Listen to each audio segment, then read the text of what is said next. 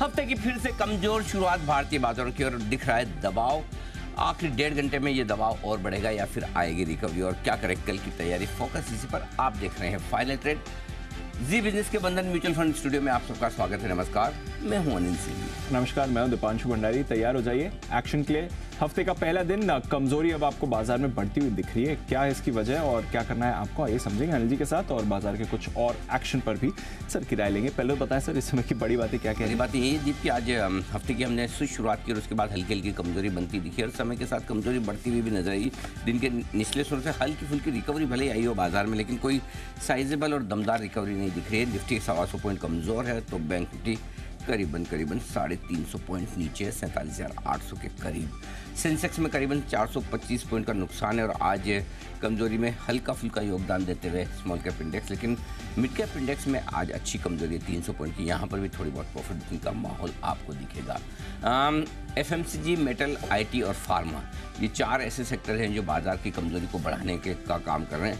Record high बनाने के बाद mid cap small cap share भी थोड़े से ऊपरी स्तर से फिसले और वजह यह है कि डाउ फ्यूचर्स में कमजोरी दिखी है। सुबह जो डाउ फ्यूचर्स फ्लैट थे, धीरे धीरे कमजोर होते होते 150 पॉइंट तक नीचे कमजोर हुए। अभी भी 125 पॉइंट डाउ फ्यूचर्स कमजोर है। नैस्डैक फ्यूचर 10-12 पॉइंट कमजोर है। यूरोप भी आज हल्के फुल्के दबाव में आपको नजर आएगा। तो ग्लोबल मार्केट से सपोर्ट कम है और यही वजह है कि भारतीय बाजारों में भी आज आपको दबाव दिख रहा है।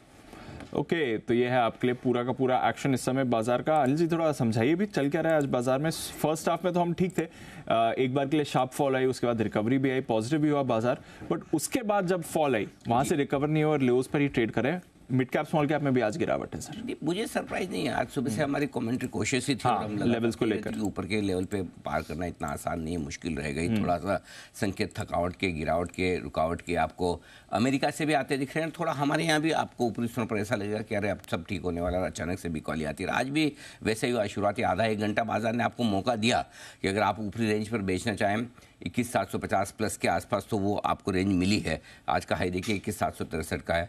अब बड़ा सवाल ये है दीप की नीचे की तरफ जो आपके लिए इंपॉर्टेंट सपोर्ट लेवल है वो 21,500 के आसपास का, आप उसको टेस्ट करने की आज कोशिश कर रहे हैं। सो आई थिंक अगर वहाँ पर होल्ड होते हैं 21,450, 21,500 तो कोई दिक्कत की बात नहीं है। लग ऐसा रहा है कि होल्ड कर लेंगे। बैंक निफ्टी का जहाँ तक सवाल है क्लियर कट है।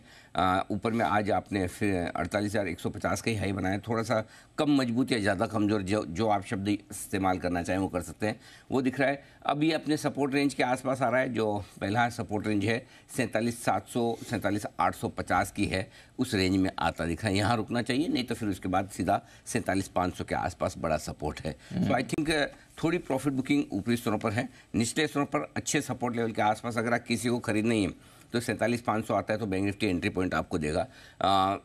21,500 आता है निफ्टी तो आपको एंट्री पॉइंट देगा। तो वहाँ वो ऐसा लेवल है जहाँ पर आपको हल्की फुल्की खरीदारी और शॉर्ट कवरिंग दोनों करनी चाहिए। इंतज़ार करें, अगर मौका मिले तो ठीक इंतज़ार करें, ठीक है। 21,500, 21,550 हल्का फुल्का खरीदारी का लेवल है। 47,500, 47,650 हल्का फुल्का खरीदारी का लेवल है। ठीक है, गॉट इट सर। चलिए, तो अब सपोर्ट के पर आने दीजिए, फिर लेवल्स पर आप डिसाइड करिए। जैसे सुबह जैसे अनिल जी कह रहे हैं, लेवल्स आने दीजिए, फिर अपना ट्रेड इनिशिएट करें अकॉर्डिंगली। आइए बात करते हैं कुशल और अरमान के साथ भी इवेंट्स और खबरों के बारे में। कुशल, गुड आफ्टरनून, बताएं इवेंट्स कौन से इंपॉर्टेंट बाजार के लिए? गुड आफ्टरनून दीप। इवेंट के लिहाज से ऑफकोर्स बजाज ऑटो अभी भी फोकस में रहेगा, क्योंकि बाईबैक को लेकर जो कंपनी बोर्ड बैठक करने वाली है उसको लेकर फाइनल डिसीजन आज आता हुआ नजर आएगा। F&O स्पेस से डेल्टा कॉप कल अपने नंबर्स पोस्ट करेगा और साथ ही IPO के लिहाज से ज्योति CNC ऑटोमेशन, ये IPO खुलता हुआ दिखेगा। 11 जनवरी तक ये IPO खुला रहेगा। ऑफकोर्स 10 जनवरी बुधवार और इनप्रो सोल्यूशंस पर ध्यान रखिए, फंड जुटाने पर कंपनी की बोर्ड बैठक है। साथ ही लॉयड इंजीनियरिंग वर्क्स, इसका राइट्स इशू भी बंद हो जाएगा। एक्स डेट है कोचिन शिपयार्ड के स्टॉक स्प्लिट की, और साथ ही ग्रासिम इंडस्ट्रीज का जो राइट्स इशू आया था उसकी। ऑफकोर्स गुजरात जो है फोकस में रहने वाला है, क्योंकि यहाँ पर जो वाइब्रेंट समिट है 2024 का, वो 10 तारीख को शुरू होगा, 12 तारीख को खत्म होने वाला है। ज़्यादा इवेंट्स है नहीं वैसे बाजार के लिए, एटलीस्ट पहले 2-3 दिन थोड़ा हल्का ही दिख रहा है। बट खबरों के लिहाज से आज कैसा दिन रहा है, कौन से स्टॉक्स में एक्शन दिखा है? अरमान, गुड आफ्टरनून, बताएं। जी बिल्कुल, खबरों के हिसाब से सबसे पहले अगर आप बात करें दिसंबर का एमपी का डेटा आता हुआ दिखा है। दिसंबर में रिकॉर्ड SIP इनफ्लो लगभग 17,610 करोड़ का दिखा है, जो कि पिछले महीने के कंपैरिजन में जहां पे 17,070 करोड़ के आसपास का था उसके मुकाबले ज़्यादा आता हुआ दिखा है। और पहली बार mutual fund AUM 50 lakh crore के भी पार जाता हुआ दिखा है। NCL इंडस्ट्रीज़ यहाँ पर भी अपडेट है, Q3 में सीमेंट का उत्पादन 5% बढ़ा है और बिक्री देखें तो बिक्री भी 5% बढ़कर आती हुई दिखी है। चंबल फर्टिलाइजर यहाँ पर शेयर बायबैक के प्रस्ताव को बोर्ड की मंजूरी मिलती हुई दिखी है। 450 रुपये प्रति शेयर के भाव पर बायबैक को मंजूरी मिली है, टेंडर रूट के जरिए है और बायबैक पर कंपनी लगभग 700 करोड़ का खर्च करेगी और मौजूदा भाव अगर आप देखें, मौजूदा भाव से लगभग 18% के आसपास प्रीमियम पर है। टाटा स्टील यहाँ पर TCIL जो कि tin plate company of India limited के शेयरधारकों को टाटा स्टील के शेयर मिलेंगे, 10 शेयर के बदले टाटा स्टील के 33 शेयर मिलेंगे। कैप्लिन पॉइंट सब्सिडरी की दवा की अर्जी को मंजूरी मिलती हुई दिखी है, US FDA से इस दवा की अर्जी को मंजूरी मिलती हुई दिखी है और इस दवा का US में अगर आप मार्केट देखेंगे तो लगभग $3.6 करोड़ के आसपास का, लगभग 250 करोड़ के आसपास का आपको इसका मार्केट है। नज़ारा और डेल्टा कॉप यहाँ पर भी ध्यान रखना है क्योंकि ई-गेमिंग फेडरेशन की याचिका पर सुप्रीम कोर्ट सुनवाई को तैयार है और सुप्रीम कोर्ट ने याचिका पर केंद्र सरकार से जवाब भी मांगा है। 2 हफ्तों के भीतर केंद्र सरकार से जवाब मांगा गया है। आरती इंडस्ट्रीज यहाँ पर अगर आप देखें, FIIs ने Q3 में 0.26% हिस्सेदारी बढ़ाई है, उनकी हिस्सेदारी 10.57% से बढ़कर लगभग 10.8% हो गई है और DIs ने हालांकि यहाँ पर हिस्सेदारी घटाई है, 0.31% हिस्सेदारी घटाते हुए दिखे हैं। और ब्लॉक डील में अशोक लीलैंड जहाँ पर अगर आप देखें, आप कुल मिला के ब्लॉक डील्स में कंपैरेटिवली कुछ है नहीं, बट अगर अशोक लीलैंड की बात करें तो उनकी रिकॉर्ड यूनिट जो है वहाँ पर दिखी। ओके, ये है आपके लिए सारी की सारी खबरें आज की और थोड़ा एक्शन जो आपको बाजार में भी होते हुए दिख रहा है। कमजोरी है, सुस्ती है, ब्रेथ भी बाजार की थोड़ी आपको नेगेटिव ही दिख रही है। करीब 10-12 निफ्टी स्टॉक्स पॉजिटिव हैं, बाकी सारे आपको इस समय नेगेटिव ही ट्रेड करते हुए दिख रहे हैं। वायदा कारोबार में भी अगर आप देखिए कई काउंटर्स में आपको बड़े बड़े कट्स आते हुए दिख रहे हैं। हिंदुस्तान कॉपर बैन से बाहर आने के बाद आज बड़ी गिरावट दिखा रहा है। आरती इंडस्ट्रीज यहाँ पर भी कुछ खबरें चल रही हैं, शायद कुछ नेगेटिव डेवलपमेंट्स हुए हैं, 5% नीचे ये काउंटर भी दिख रहा है। बंधन बैंक आपका वायदा कारोबार का टॉप लूजर है 6.5% की बड़ी गिरावट के साथ। आइए हमारे सारे मेहमान तैयार हैं, करते हैं उनका भी स्वागत। बंसल जी, सुमित जी, वागले साहब, हिमांशु गुप्ता साहब, सचिन जी, आशु सर और ऑफ कोर्स सिद्धार्थ सिरानी साहब भी हमारे साथ इसमें शो पर बिल्कुल तैयार है सारे एक्सपर्ट्स और देख लेते हैं किस तरह का एक्शन अब तक आता हुआ दिख रहा है और इसी एक्शन को बढ़ाते हैं आगे। सबसे पहले आशु सर से बात करते हैं। आशु सर से लास्ट मुलाकात जो हुई थी कह भी रहते कि थोड़ा इंडेक्स में हेज रहना चाहिए, बेयर स्प्रेड बनाने की आपने राय भी दी थी सर। एक तो आपकी राय के मुताबिक थोड़ा नीचे आया भी है, तो पहले बधाई और उसके बाद एक बार अपडेट भी दें और आगे का डायरेक्शन और अगर कोई आपको स्ट्रेटजी देनी है वो भी बताएं। अनिल जी, व्यू वही है, प्रॉफिट बुकिंग करनी चाहिए। उस दिन राकेश जी ने एक डायलॉग मारा था कि a bird in hand is better than 2 in bush. Anil ji, ये तो बर्ड तो बुश में भी हो या हैंड में भी हो, कोई बेनिफिट ऐसा नहीं है। कहावत है, but money in bank and notional is much better than notional. तो मुझे लगता है कि अनिल जी इतने अच्छे पैसे बने हैं, ये पैसे इस बार एक बार इनकैश करने चाहिए। देखिए अनिल जी, यहाँ से थोड़ा सा बढ़ जाए वो उस, अब ये लास्ट वाला ना, मतलब अभी इस रैली का चाहे 22,000 तक भी हो जाए, लास्ट वाला अगर कोई बढ़ता है तो रिग्रेट नहीं करना चाहिए। प्रॉफिट बुकिंग ज़रूरी है। तो अनिल जी, मैं अभी भी मतलब विद कन्विक्शन हमने अपने क्लाइंट से प्रॉफिट बुकिंग के लिए बोला है। हमारा जो वीकली स्प्रेड है अनिल जी वो भी चल रहा है। आपको ध्यान होगा कि हमने फ्राइडे को बनाया था और फ्राइडे लास्ट आधे घंटे में कोई शॉर्ट कवरिंग का बाउट भी आया था। अब अनिल जी, इसने फ्यूचर बेचा हो या कुछ हो तो देखो कैसे ऊपर निकल गया या लगा कि नहीं बढ़ गया। तो कोई बढ़ने वाली बात अनिल जी अभी मुझे दिखती नहीं है। बियर स्प्रेड बहुत अच्छे स्वीट स्पॉट पे है, वीकली वाला भी, मंथली वाला भी। अनिल जी, मंथली वाला भी प्रॉफिट में है, वीकली वाला भी प्रॉफिट में है। मुझे लगता है कि बिल्कुल बने रहना चाहिए। और अनिल जी देखिए, स्टॉक स्पेसिफिक एक्शन जरूर रहेगा, ऐसा नहीं है कि खराब दिनों में भी अच्छे स्टॉक्स नहीं रहेंगे या स्टॉक्स ऊपर नहीं मिलेंगे। But Anil ji, by and large जो है ना, प्रॉफिट बुकिंग एडवाइजेबल है कि मतलब ये बहुत अच्छा रनअप हमारे को मिला है, इसको इनकैश करना for a trader it is very important. और अनिल जी, अब एक स्टॉक है, एक और स्टॉक है, अगर इंडेक्स ने नीचे जाना है, अभी अनिल जी 41,500 और 800 के बीच का निफ्टी लगता है, जिसकी वजह से हमने 21,500 800 के बीच का था, जिसकी वजह से हमने 21,700 की एक लेके 21,500 का स्प्रेड बनाया था। 21,500 अभी अनिल जी एकदम टूटता नहीं लगता, लेकिन बाई चांस अगर 21,500 टूट गया तो अनिल जी सीधा 200 पॉइंट निफ्टी और निकलेगा 21,300 और उसके बाद अनिल जी नेक्स्ट पड़ाव भी बन सकता है। बट मैं ये इसके लिए अगर अनिल जी शॉर्ट करना है तो again the answer is no. Bear spread बनाना है, answer is this. Anil ji, अगर 21,500 की तरफ जाता है या उसको नीचे लेके जाता है तो कौन कौन से स्टॉक्स हो सकते हैं? तो अनिल जी एक स्टॉक आइडेंटिफाई किया है जिसका मैं बियर स्प्रेड देना चाहता हूँ, वो एक ही स्टॉक है अनिल जी, आज बियर स्प्रेड का कोई नए स्टॉक्स नहीं है। देखिए लेने वाले स्टॉक्स अनिल जी, फिर मैं रिपीट करता हूँ, Indus Tower, India Cement, ONGC, NALCO, SAIL, यही अपने स्टॉक्स हैं, यही बेचे हैं। और मैं फिर बोल रहा हूँ, यही हम नीचे ये स्टॉक्स लेंगे, इन्हीं में अपना निवेश रहेगा। एज ए ट्रेडिंग बेट हमने बेचे हैं प्रॉफिट बुकिंग करने के लिए। लेकिन अनिल जी एक बियर स्प्रेड है एक स्टॉक का, अगर आप कहें तो मैं अभी शेयर कर देता हूँ। बिल्कुल सर, शुभकामनाएं देरी कैसी। स्विंग के सुल्तान आशु मरान।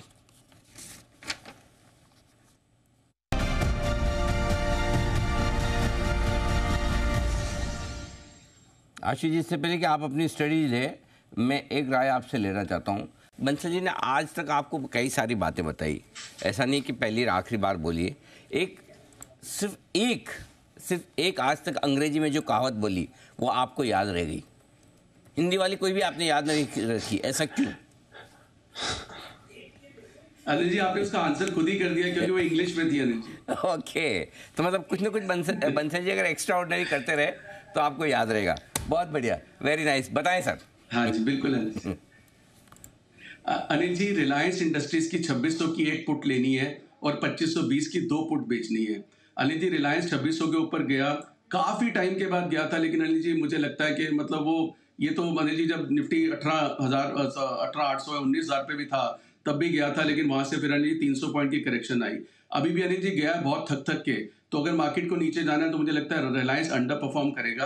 तो अनिल जी अपने पैसे क्या है, 2600 की एक पुट लेनी है, 2520 की 2 पुट बेचनी है। अनिल जी कॉस्ट है सिर्फ 15 रुपए, मतलब 2585 से अगर नीचे जैसे ही रिलायंस गया अनिल जी नीचे, मतलब 2450 तक मैं बिल्कुल सेफ हूँ, एक पैसे का लॉस नहीं होगा। और अनिल जी मैक्सिमम लॉस के अगर नहीं जाता नीचे तो 15 रुपए। हेज के लिए अनिल जी, मतलब जैसे हम हेज, अब स्टॉक्स जो मैं अपने वही लूंगा, लेकिन अनिल जी अगर मन तो होता है ना कि एज ए ट्रेडिंग बेट कुछ बेचना भी है, तो अनिल जी बेचने में क्लियर स्ट्रेट नहीं बेचना चाहिए। आज सुबह भी 2615-20 था रिलायंस, लेकिन अनिल जी जिस तरह से 2600 को इसने वापस ब्रेक किया है, 2600 की एक पुट लेनी है, 2520 की 2 पुट बेचनी है, सिर्फ 15 रुपए की कॉस्ट है अनिल जी। 15 रुपए 4 गुना पैसे हो सकते हैं अगर 50-60 रुपए की अगले कुछ दिनों में गिरावट आ जाए रिलायंस के अंदर। तो अनिल जी रिलायंस में मुझे इतना वो वैसे भी नहीं लगता, क्योंकि अपने थीम क्या है, मेटल सीमेंट पावर, तो उनमें मतलब अनिल जी मतलब इतनी कन्विक्शन नहीं है रिलायंस के अंदर, तो उसको एक as a trading bet, hedge bet लिया है कि अगर 4 स्टॉक्स प्लस में है तो स्टॉक कौन सा माइनस होना चाहिए। तो थ्रू स्ट्रैटेजी अगेन मेरी इंसिस्टेंस बहुत ज्यादा रहती है, मार्केट में लीजिए लॉस नहीं देना। मुझे 15 रुपए डाल लीजिए, 15 रुपए 3 बार भी चले जाए बड़े आराम से पैसे बन जाते हैं। एक बार अगर 50-60-100 रुपए किसी एक लॉट में चले जाते हैं ना जी, बनाना बहुत मुश्किल हो जाता है किसी भी नॉर्मल के लिए। कॉन्फिडेंस लॉस होता है, पैसे लॉस होते हैं, कन्विक्शन में भी वो ट्रेड नहीं होता। तो अनिल जी स्ट्रैटेजीज बहुत अच्छी बनी हुई है, इनके साथ चलते रहना चाहिए रिलायंस में जी। ओके, तो ये है आपके लिए रिलायंस में बिकवाली करने की राय। 2600 का पुट एक खरीदें, 2520 के 2 बेचें, बनेगी ये 15 रुपए की कॉस्ट में आपके लिए स्ट्रेटजी बेचने की राय। आइए सिद्धार्थ जी के लिए बिगुल है सुपर सिड।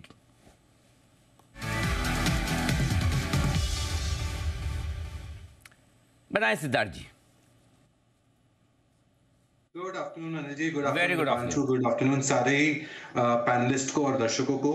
अनिल जी, जिस हिसाब से स्काई हाई आंकड़े आ रहे हैं सेल्स के, हम रियल एस्टेट से, रियलिटी सेगमेंट से, उससे ही लगती हुई कंपनी है कजरिया सेरेमिक्स। देश की मिट्टी से बनी हुई चकाचक टाइल्स कजरिया सेरेमिक्स पे खरीदारी की राय है।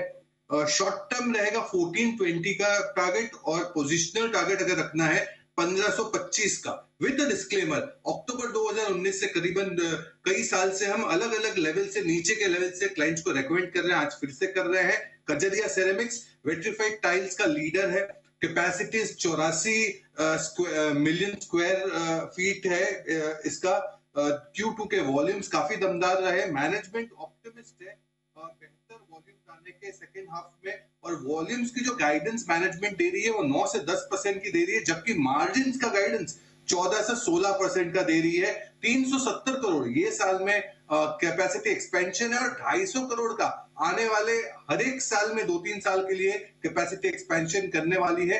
कजरिया सेरेमिक्स जो रियल एस्टेट में सप्लाईज होती है, एंसिलरी कही जाती है, इस पे खरीदारी की राय। 1420 का short term target, positional target होगा 1525 का। 1525 तक के टारगेट के लिए खरीदारी करें कजारिया सेरामिक्स, ये है आपके लिए स्टॉक इन एक्शन। आइए एक बिगुल हिमांशु जी के लिए भी, हिटमैन हिमांशु।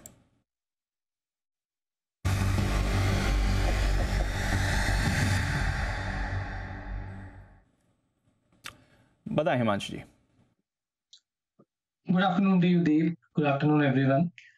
दीप, मुझे लगता है यहाँ पर मदरसन सुमी या संवर्धना मदरसन, माफ कीजिएगा, इसमें एक अच्छा मोमेंटम बन रहा है। स्टॉक ने पिछले हफ्ते एक ब्रेकआउट दिया था, उसके बाद लोअर लेवल पर आके सपोर्ट को रीटेस्ट किया और मुझे लगता है वापस से इसमें एक लोअर लेवल से अच्छी खरीदारी बनते हुए नजर आ सकती है।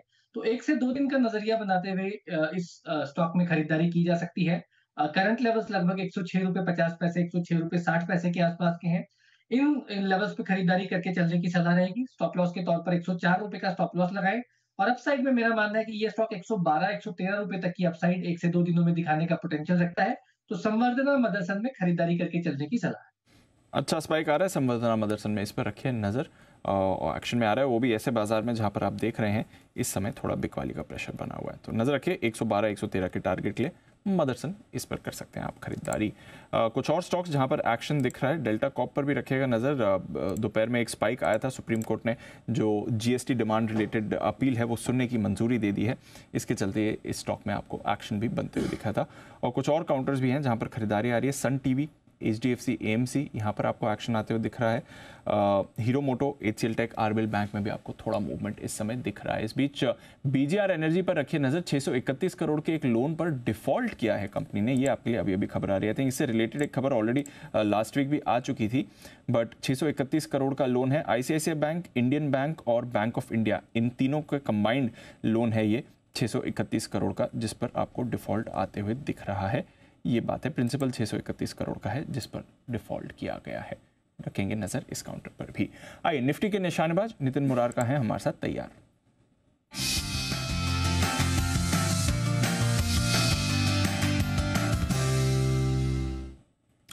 गुड आफ्टरनून नितिन जी, बताएं सर क्या करना है इस बाजार में? देखिए, डेटा नेगेटिव दिख रहे हैं और हम 21,600 की पुट ऑप्शन लेंगे जो 90 में मिल रही है। अभी 21,600 की put option at the money put option हो गई। इसी लेवल पे अभी निफ्टी स्पॉट लेवल है और हम राइटिंग देख रहे हैं 21,700 21,600 इन सब की कॉल्स पे। तो हम 21,600 की पुट ऑप्शन ले रहे हैं, 90-91 का रेट है और इसका जो स्टॉप लॉस बन रहा है वो बनेगा 65 का। आप 90-91 में ले रहे हैं, 65 का स्टॉप लॉस बनेगा और ऊपर टारगेट आपके बनेंगे 120 से लेके 130 के बीच में। तो व्यू नेगेटिव है, डेटा भी नेगेटिव बन रहा है, तो हम 21,600 की पुट ऑप्शन खरीदेंगे। 21,600 की निफ्टी की पुट ऑप्शन खरीदने की राय है नितिन जी के। नितिन जी, निफ्टी पर तो ठीक है, बैंक निफ्टी पर कोई trade? Anil ji, bank Nifty पे भी हम 47,700 की पुट ऑप्शन लेंगे जो मिल रही है 165-167 में। 47,700 की पुट ऑप्शन 165-170 का रेट है अभी, इसे इसी रेट पे आप खरीद सकते हैं और इसका स्टॉप लॉस बनेगा आपका 105 का। 105 का स्टॉप लॉस बन रहा है और ऊपर टारगेट भी बड़े बन सकते हैं, 300 से ऊपर के टारगेट बन सकते हैं, 350 तक के भी टारगेट बन सकते हैं। अब डेटा में नेगेटिव दिख रहा है। आज बैंक निफ्टी में ओपन इंटरेस्ट कुछ ज़्यादा ही ऐड हुआ है, 3 लाख से ज़्यादा ओपन इंटरेस्ट ऐड है। कुल मिला के परसेंटेज वाइज देखेंगे तो मुझे ऐसा लग रहा है कि 8-10% से ज़्यादा हुआ है एडिशन है बैंक निफ्टी में। तो शॉर्टिंग हो रही है, अभी बैंक निफ्टी उतनी गिरी नहीं है, तो मुझे ऐसा लग रहा है कि कल परसों में गिरावट आ सकती है और bank Nifty futures 48 spot level 47,500 की तरफ जा सकता है, उसके नीचे भी जा सकता है और निफ्टी मुझे ऐसा लग रहा है कि एक बार स्पॉट लेवल 21,500 का लेवल तोड़ सकता है। अभी 21,590 चल रही है, तो डेटा नेगेटिव दिख रहे हैं, यहाँ पे व्यू नेगेटिव है। सेल ऑन राइज करे और यहाँ पे पुट ऑप्शन लेके चल सकते हैं। ओके, तो ये है आपके लिए निफ्टी पर और बैंक निफ्टी दोनों पर नितिन जी के तरफ से पुट ऑप्शन खरीदारी करने की राय। आइए सचिन जी की भी राय जान लेते हैं, बिल्कुल उनके लिए BTS डबल टी का।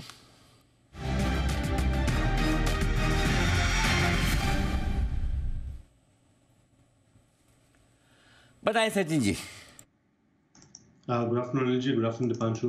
अनिल जी, जो स्टॉक मेरे रेडार पे था वो ऑलरेडी कवर हो चुका है। मदरसन सुमी काफ़ी बेहतरीन चार्ट सेटअप्स में अवेलेबल है एंड काफ़ी सिमिलर टारगेट ट्रेजेक्ट्री है। मुझे भी लग रहा है लगभग अराउंड 114 से लेके 116 तक की एक मूव बन सकती है एंड स्टॉप लॉस कहीं जाकर 104 के आसपास ही लगाना चाहिए।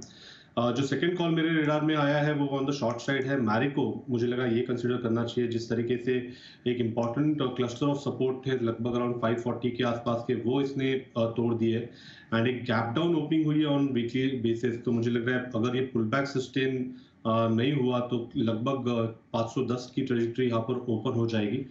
जिस तरीके से ये पुल बैक शेप अप हो रहा है 525 से लेके 528 का जोन है जहाँ पर फ्रेश शॉर्ट पोजीशंस डिप्लॉय करनी चाहिए। On the higher side stop loss आपको लगाना है 532.50 पे एंड 1 से 2 दिनों में मुझे लग रहा है 115 के आसपास का एक अच्छा स्विंग बन सकता है। तो बिकवाली करनी है मैरिको के फ्यूचर्स में। ओके, मैरिको के फ्यूचर में करें बिकवाली, ये है राय आपके लिए आती हुई सचिन जी की तरफ से। आज क्वार्टरली अपडेट के बाद से स्टॉक दबाव में आपको नजर आएगा, पूरे एफएमसीजी को नीचे लाइए। कुणाल जी, राकेश जी किस पर दबाव बना रहे हैं या किस पर से दबाव हटा रहे हैं, ये जानते हैं बिल्कुल के बाद चार्ट कॉर्नर।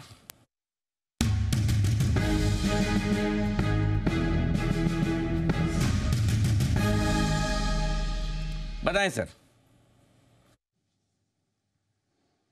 अनिल जी, अब आपने बताने को बोला तो पहले एक अपडेट है अनिल जी, मेरी कॉल का नहीं अनिल जी, आपकी कॉल का। ये जो आज डिस्कस हो रहा है ना, Samvardhana Motherson Sumi, once upon a time Anil ji ये मदरसन सुमी होता था, इसमें से मदरसन सुमी वायरिंग निकला और डीमर्जर हुआ, स्टॉक गिरा था अनिल जी। तो आपने अनिल जी, जहां तक मैं रिकलेक्ट कर पा रहा हूँ, 64-65 रुपए के अराउंड अनिल जी एक दिन सुबह सुबह आप आए थे, 2-3 बार बड़ी ओवरवेट खरीदारी की राय दी थी।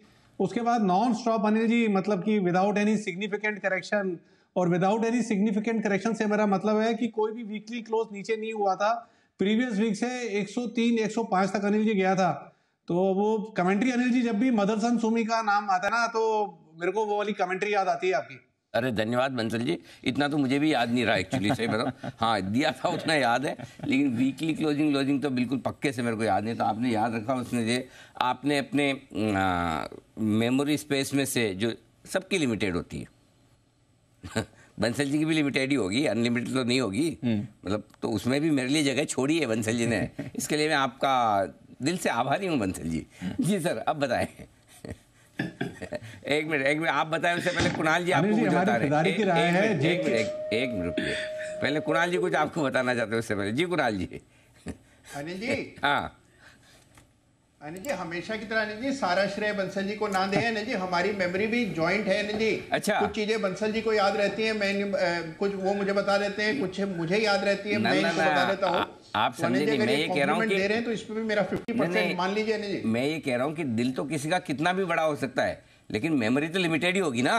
हाँ, तो मैं वो समझाने की कोशिश कर रहा हूँ कि छोटी नहीं, बड़ी सारी मेमोरी में भी थोड़ी बहुत जगह हमें दी है बंसल जी।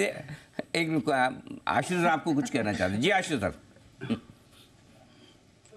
अनिल जी, आपने जो बात बोली ना बिल्कुल सही है, मेमोरी लिमिटेड होती है। हाँ। हमारी भी लिमिटेड है, राकेश जी की भी लिमिटेड है, लेकिन उसमें से अनिल जी मेजर पोर्शन राकेश जी ने आपकी कॉल्स की तरफ डेडिकेट कर दिया। उनकी कई कॉल्स मैं उनको याद दिलाता हूँ कि आप भूल गए अपडेट करने के लिए, तो मेमोरी उतनी है अनिल जी। एक्चुअली ये बड़ा आसान काम है, दूसरों की चीज़ याद रखना, खुद की याद रखना मुश्किल काम है। इसलिए बंसल जी मेरी रख रहे हैं, आशु जी बंसल जी की रख रहे हैं, आशु जी की सभी लोग रख रहे हैं, है ना। मतलब आशु जी के तो पहले छोड़ो, दर्शक आजकल बहुत लोग बोलते हैं। हाँ। अब वो आशु जी में वो पहले वाली बात ही नहीं थी। आजकल मंदी की बात, आशु जी मंदी बोलते तो ही मजा आता है। मैंने कहा भैयों, अभी वहाँ भी कलकत्ता में भी एक आदमी मिल गए थे मुझे, तो बोले यार आशु जी में आजकल वो पहनापन नहीं है। मैंने कहा पहनापन नहीं है, जब आएगा तब फिर बोलोगे। मतलब वो पहनापन, अरे भाई वो मतलब आशु जी पहले कैसे जब अच्छा जो उससे बोल तेजी बोल रहे हैं, इतने टाइम से बोल रहे हैं, लेकिन तेजी बोलने में वो जो कन्विक्शन कैरेक्टर कॉल में आता है। भाई एक चीज है, जैसे कि आप प्राण साहब होते थे एक जमाने में, उनसे आप विलेन का रोल कराओ, राइट, तो क्या निकल के आता था कैरेक्टर। कभी कभी उन्होंने कैरेक्टर रोल भी किए, अच्छे लगते हैं वो कैरेक्टर रोल में, ऐसा नहीं लगते थे, लेकिन वो बात थोड़ी है, बात नहीं थी। हाँ, जो स्पेशलिटी थी वो अलग ही थी। समझ गए होंगे आप।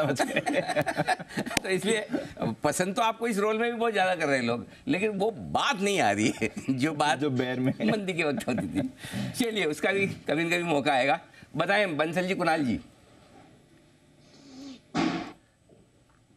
अनिल जी, हमारा जो खरीदारी की राय है अनिल जी, चार्ट कॉर्नर में खरीदारी की राय है और जेके सीमेंट अनिल जी नए लाइफ टाइम हाइस पर चल रहा है। बेहतरीन टेक्निकल पैटर्न है, both from the trading point of view and from the investment point of view. Investment के नजरिए से देखें तो नवंबर 21 के लेवल्स को तोड़ के उसके ऊपर सस्टेन कर रहा है।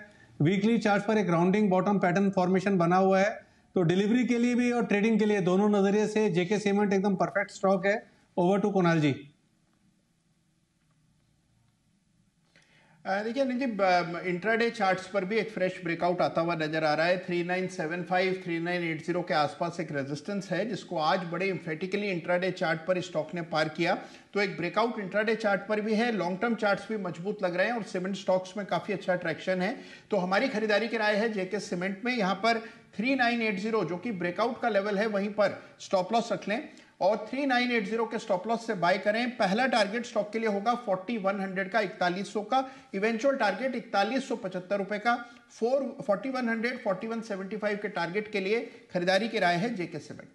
जेके सीमेंट पर खरीदारी करें, यह है आपके लिए राय राकेश जी कुणाल जी की तरफ से। आइए सुमित जी की भी एक कॉल है तैयार, सुमित के सुपरहिट।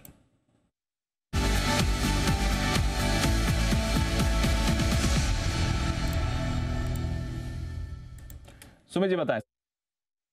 दीपांशु एक सेल कॉल अभी मेरे रडार पे आया है। बैंकिंग स्टॉक्स में थोड़ा सा गिरावट देखने को मिल रहा है। तो जो स्टॉक अभी मेरे रडार पे आया है उसका अभी फ्यूचर्स में भाव चल रहा है 454.50 455। स्टॉक का नाम है कैनरा बैंक। कैनरा बैंक के अंदर दबाव देखने को मिल रहा है। कल का परसों का लो ब्रेक हो चुका है। कैनरा बैंक में यहाँ से और सेलिंग प्रेशर देखने को मिलना चाहिए। जस्ट ऊपरी लेवल से सेलिंग प्रेशर कल और आज में स्टार्ट हुआ है तो थोड़ा प्रॉफिट बुकिंग यहाँ से बनता है क्योंकि स्टॉक ने एक रैली भी अच्छी दिखाई है। यहाँ पे बिकॉली करके चलने का सलाह रहेगा। स्टॉक का जो ऊपर में रेजिस्टेंस निकल के आ रहा है 464 465 के पास है तो 465 के स्टॉप लॉस से कैनरा बैंक में बिकवाली करे। नीचे में जो टारगेट देखने को मिल सकते हैं, पहला टारगेट 445 रुपए का, दूसरा टारगेट 440 रुपए का। तो बिकवाली करें कैनरा बैंक 445 और 440 के टारगेट के लिए। 445 और 440 के टारगेट के लिए कैनरा बैंक में करें बिकवाली। फ्रेश डेज लो पर बाजार इस समय आपको आते हुए दिख रहे हैं। 600 पॉइंट का कट अब बैंक निफ्टी में हो गया। 400 पॉइंट मिड कैप में गया है, करीब 75 पॉइंट नीचे स्मॉल कैप भी आपको दिख रहा है। आइए आशु जी की तरफ से एक और कॉल है तैयार, स्विंग के सुल्तान आशु मतान।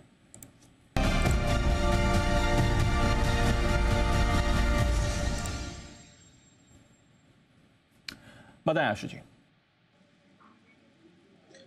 दीपांशु 5 मिनट का ये जो मूव है ना, इसमें थोड़ा सा कॉस्टिंग डिफरेंट हो गई है, बट मैं फिर भी कॉल शेयर करता हूँ जो हमने दी है। And it was similar to जो अभी नितिन मोरारका ने दी, वो सिमिलर कॉल थी विद इम्प्रोवाइजेशन। और बैंक निफ्टी का स्प्रेड था 47,700 की एक पुट लेके 47,500 की एक ही पुट बेचनी थी। ये दीपांशु 70 रुपए में बन रही थी, ये सडनली अभी 100 रुपए की कॉस्ट हो गई क्योंकि बाय द टाइम पिछले 4 मिनट में ये बैंक निफ्टी में 100 पॉइंट की गिरावट आ गई है। तो दीपांशु मुझे लगता है कि 70 रुपए की कॉस्ट में ही बनाना, अभी 100 रुपए में नहीं है क्योंकि वो जो एक एडवांटेज होता है वो टिप का निकल जाता है। बट मैं फिर कैविएट है, बैंक निफ्टी का स्प्रेड 1:1 है, 1:2 नहीं है। व्यू दीपांशु प्रॉफिट बुकिंग का ही है, बेरिश व्यू है, इसलिए हम स्प्रेड सारे स्प्रेड दे रहे हैं और प्रॉफिट बुकिंग की राय भी दे रहे हैं। और बैंक निफ्टी में भी अगर 70-75 रुपए पे बने तो ये स्प्रेड 1:1, 47,700 की 47,700 की एक पुट बाय करनी है और 47,500 की एक ही पुट सेल करनी है। बैंक निफ्टी का 200 पॉइंट नीचे का 1:1 स्प्रेड है। इससे क्या है कि दीपांशु आपका स्टॉप लॉस होने का बहुत मतलब लिमिटेड वो रह जाता है, मतलब डर खत्म हो जाता है। क्योंकि जैसे अगर आप इन द मनी 47,700 की कोई चीज 160-70 की ले रहे हैं, वो 25 रुपए भी डिके होता है जरा से रिवर्सल से, तो वो सौदा कट जाता है कि गलत हो गया। लेकिन अगर आपने स्प्रेड बनाया तो आप शांति से बैठ सकते हैं अगर कल और घट जाए। तो बैंक निफ्टी का स्प्रेड है, but with a strong recommendation के 70-75 की कॉस्ट नहीं बनाए। 100 रुपए की अभी हुई है 5 मिनट पहले, नहीं बनानी। ओके 70-75 के आसपास जब कॉस्ट आ जाए तो आप ये बनाएं। निफ्टी बैंक में आपको खरीदना है एक पुट 47,700 का, और सामने बेचना भी एक ही, ये ध्यान रखें। आजकल बैंक निफ्टी में एक ही बेचते हैं, ज़्यादा दो नहीं। और क्योंकि स्ट्राइक प्राइस भी ज़्यादा दूर की नहीं है, एक ये 75 रुपये के गैप में जब बन जाए तब आप बना लें। लेवल कुछ भी हो, नहीं लेवल कुछ भी हो तभी चलेगा या 75 रुपये का गैप इंपॉर्टेंट है? गैप इंपॉर्टेंट है जी, थोड़ा सा रिवर्सल आएगा, प्रीमियम टूटेंगे, बिल्कुल है। ये आपने बहुत अच्छी अनिल जी एक बहुत पॉइंट अच्छा बोला। ये 1:1 इसलिए है क्योंकि गैप कम है। सो Anil ji thanks for highlighting. और यही चीज होती है जो लोगों को समझनी होती है कि सेफ्टी कहां तक है। 1:1 में तो हम बिल्कुल सेफ हैं, दोनों तरफ का लॉस, बट यही इंपॉर्टेंट एस्पेक्ट था जो आपने कवर कर लिया कि क्योंकि गैप हमने कम लिया है कॉस्ट कम करने के लिए, तो इसलिए 1:1 है। परफेक्ट। तो ये है आपके लिए आशु सर की तरफ से राय आती हुई। आइए स्विंग के सुल्तान आशु मदान के बाद सदावार सेठी साहब की शॉर्ट टर्म पिक्स।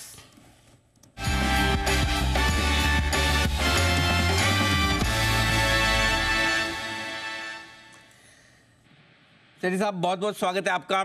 बताएं सर क्या है इरादा, आज की पहली पिक 2 खरीदेंगे? Good afternoon Anil ji, good afternoon Deepanshu. Anil ji 2 stocks cash market के खरीदारी करेंगे सर। वंडरफुल। पहला अनिल जी, आज का जो मेरा पहला स्टॉक है जिसमें खरीदारी करनी है वो स्टॉक का नाम है डी लिंक, जो अभी 329 के लेवल पे ट्रेड करता है। पहले इसके शॉर्ट टर्म टारगेट है 350 के, स्टॉप लॉस रखना है 320 रुपए का। ये एक दिग्गज, एक लीडिंग कंपनी है जो नेटवर्किंग प्रोडक्ट्स के कारोबार में, जैसे राउटर्स है, स्विचेस है, फिर कई सारे ऑप्टिकल नेटवर्क प्रोडक्ट्स है, ये सब बनाती है। और इन सेगमेंट में इनका 30 से 40% का अक्रॉस कैटेगरीज मार्केट शेयर है। बाकी इन्होंने एक आर्टिफिशियल इंटेलिजेंस एम्बेडेड कई सारे प्रोडक्ट्स स्मार्ट होम्स के लिए बनाए हैं, जो कि रिवोल्यूशनरी प्रोडक्ट है और जिससे काफी अच्छा ट्रैक्शन आने वाले क्वार्टर्स में देखने को मिलेगा। और जिस तरह का सरकार का फोकस है डिजिटाइजेशन के ऊपर, फिर 5G रोल आउट हो रहा है, स्मार्ट होम्स की डिमांड है, मुझे लगता है ये बहुत अच्छा करेगी कंपनी। और एक MNC कंपनी है, इनकी पेरेंट है डीलिंग ताइवान, जो कि इसमें अराउंड 51% स्टेक ओन करती है।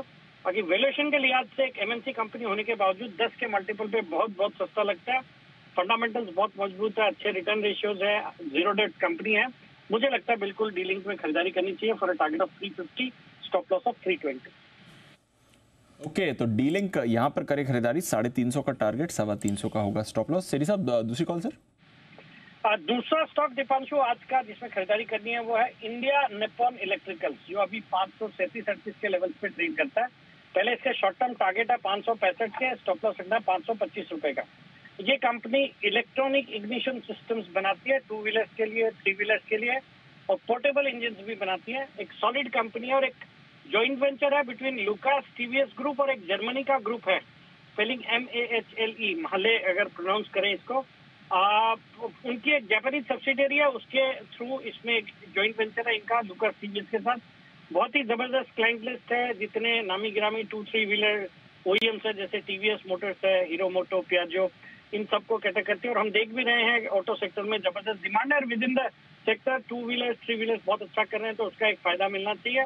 सॉलिड फंडामेंटल्स है, एक जीरो डेट कंपनी और अच्छी प्रोमोटर्स की हिस्सेदारी है अराउंड 66-67%, और म्यूचुअल फंड्स भी कई सारे इन्वेस्टेड है, प्रोमिनेंट है सुंदरम।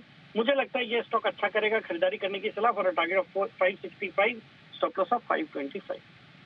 ओके, ये है आपके लिए 2 कैश कॉल्स, डीलिंक और इंडिया निप्पॉन इलेक्ट्रिकल्स, जहां पर आप कर सकते हैं खरीदारी। शुक्रिया सर जुड़ने के लिए और अपनी कॉल शेयर करने के लिए। आइए लेते हैं अनिल जी के भी मार्केट स्ट्रैटेजी।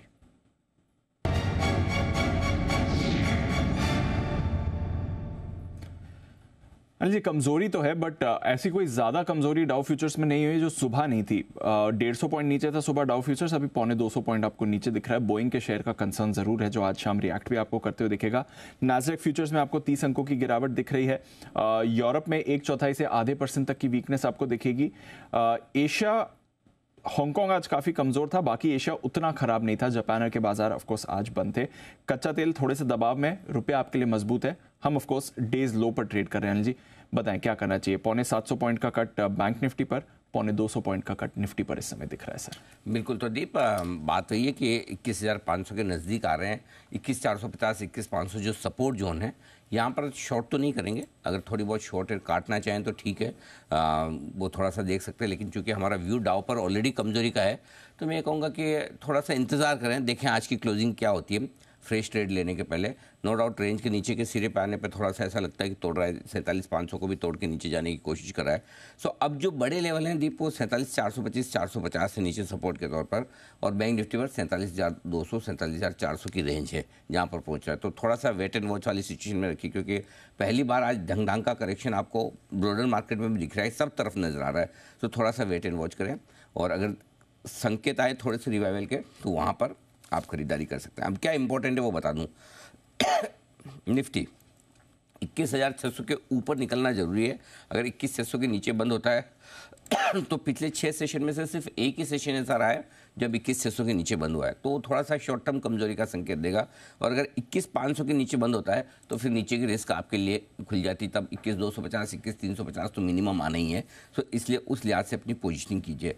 डेटा जिस तरह से बने 21,700 पार करने में बड़ा पसीना आएगा, जोर आएगा, आसानी से होने वाला है नहीं। तो अपसाइड आपको पता है लिमिटेड है, 21,600 से 21,700 है। नीचे में अगर 21,500 के नीचे बंद होता है तो इसलिए आज अभी के बजाय 3-20 की स्ट्रेटजी ज़्यादा इंपॉर्टेंट होगी। हम क्लोज कहाँ हो रहे हैं, पॉइंट नंबर 1। पॉइंट नंबर 2, अब आइए बैंक निफ्टी में 48,000 पार करने में बड़ा मुश्किल आएगा। 48,000 के कॉल्स पर 50 लाख शेयर हैं। नीचे हल्का फुल्का सपोर्ट 47,500 के आसपास है, वो भी निकल गया। 47,800 का भी निकल गया, 4800। थोड़े से पुट राइटर्स अभी जो जिन्होंने तेज़ी की पोजीशन बनाई वो थोड़े बैकफुट पे हैं। अभी एक ही चीज़ है जो थोड़ी बहुत फेवरेबल तो नहीं कहूँगा, लेकिन ये कहूँगा कि जो थोड़ी सी निचले स्तर पर हल्का सपोर्ट दे सकती है वो है निफ्टी और बैंक निफ्टी दोनों के जो पुट कॉल रेशियो काफ़ी नीचे आ गए हैं। निफ्टी का 0.76 है, बैंक निफ्टी का 0.63। मैं ये तो नहीं कह रहा कि ओवरसोल्ड हो गए एकदम, लेकिन ओवरसोल्ड होने के नज़दीक की तरफ आ रहा है। सो अगर आप शॉर्ट करना चाहते हैं, जैसा अभी आशुधर भी कह रहे थे कि भाई पोजीशन तभी बनाओ जब आपको 75 में नहीं बनानी, 100 में बनानी। सो आप अपनी पोजीशन बनाने के लिए इंतज़ार करें, उछाल दे तब आप बेचिए। इन लेवल्स पे बेचना भी उतना ही रिस्की है जितना खरीदना है। Correct sir. So risk reward ratio जब 50-50 हो तो फिर वहाँ पे वो काम नहीं करना चाहिए। तो थोड़ा सा इंपॉर्टेंट सपोर्ट लेवल के आसपास जब बाजार आ रहे हैं थोड़ा सा वेट कर लीजिए। अगर आपने अच्छे लेवल पे बढ़िया शॉर्ट किया है, दिन में अगर आप समझो 21,700 पे शॉर्ट करके बैठे हैं और आपको 21,500 मिल रहा है तो थोड़ा बहुत काट लीजिए। अगर आप 48,100 की रेंज में शॉर्ट करके बैठे हैं, 600 पॉइंट आज मिल रहे हैं तो काट लीजिए। तो अगर आपकी अच्छी शॉर्ट है इंट्राडे में तो काटिए, अदरवाइज इंतजार कर लीजिए। ओके, अच्छी शॉट है तो काट लीजिए वरना इंतजार कर लीजिए। बट प्रेशर इस समय बाजार पर आपको और बनते हुए दिख रहा है। आइए वागले साहब के पास चलते हैं। वागले का वंडर,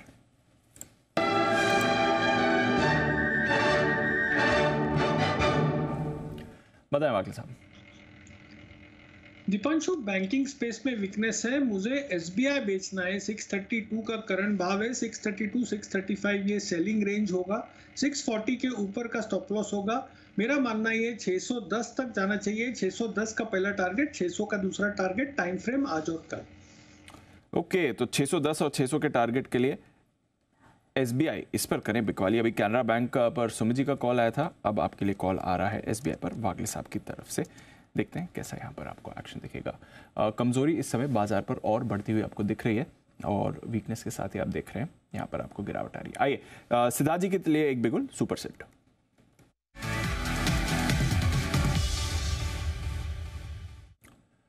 बताएं सिद्धार्थ जी।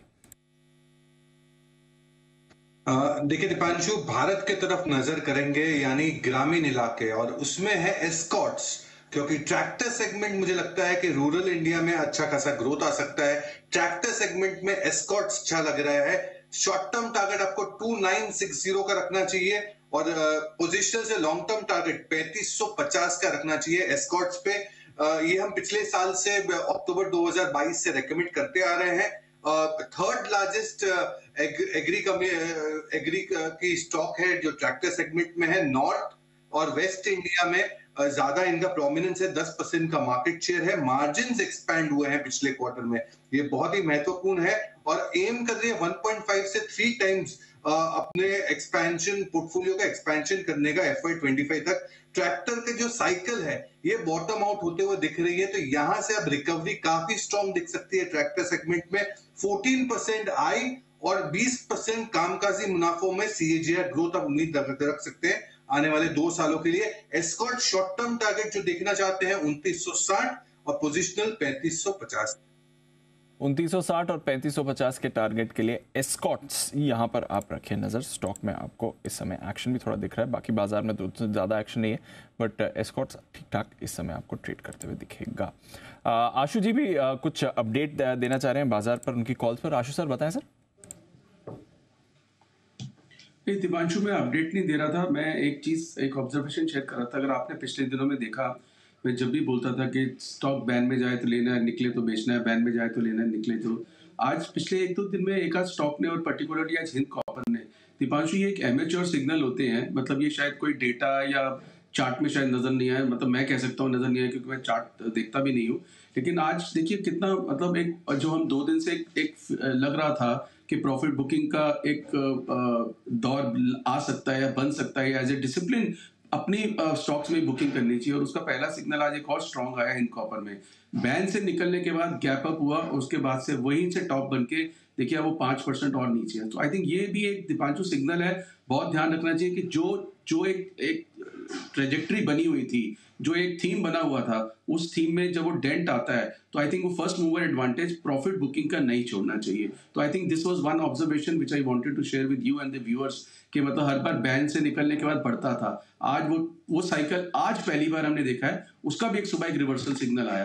तो आई थिंक ये रीड करनी होती है, चीजें इंपॉर्टेंट है, इग्नोर नहीं करनी होती है। एंड एट बेस्ट क्या कर सकते हो आप, प्रॉफिट बुकिंग कर लीजिए अपनी।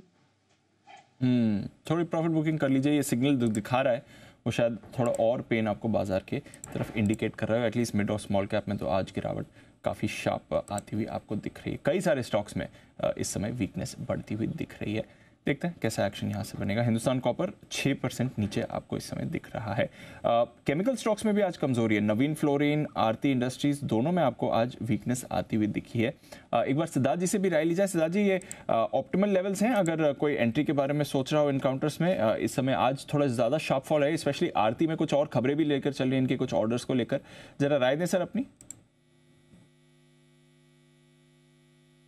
देखिए दीपांशु, आरती इंडस्ट्रीज तो बेंजीन बेस्ड केमिकल में वर्ल्ड में लीड करता है। तो ये सारे जो लेवल्स हैं आरती के, नवीन फ्लोरिन के, दीपक नाइट्राइट, ये एक एंट्री के लेवल्स बन सकते हैं। क्योंकि मैं पूरी तरीके से तो नहीं कह सकता हूं कि कंप्लीट साइंस ऑफ रिकवरी दिख रही है, बट हाँ कुछ साइंस ऑफ रिकवरी जरूर दिख रही है चाइना की तरफ से, जहां पे केमिकल प्राइसेस ऊपर जा रहे हैं। तो अगर किसी को पोजिशनल एंट्री करनी हो 6-8 महीने के लिए, तो एक सही समय है जहां पे आप एंट्री कर सकते हैं। तो अगर आप एंट्री के बारे में सोच रहे हैं तो ये कुछ अच्छे लेवल्स हैं जहां पर आप एंट्री कर सकते हैं। सुमित जी की भी एक और ट्रेडिंग कॉल है तैयार बिगुल उनके लिए। सुमित का सुपर हिट।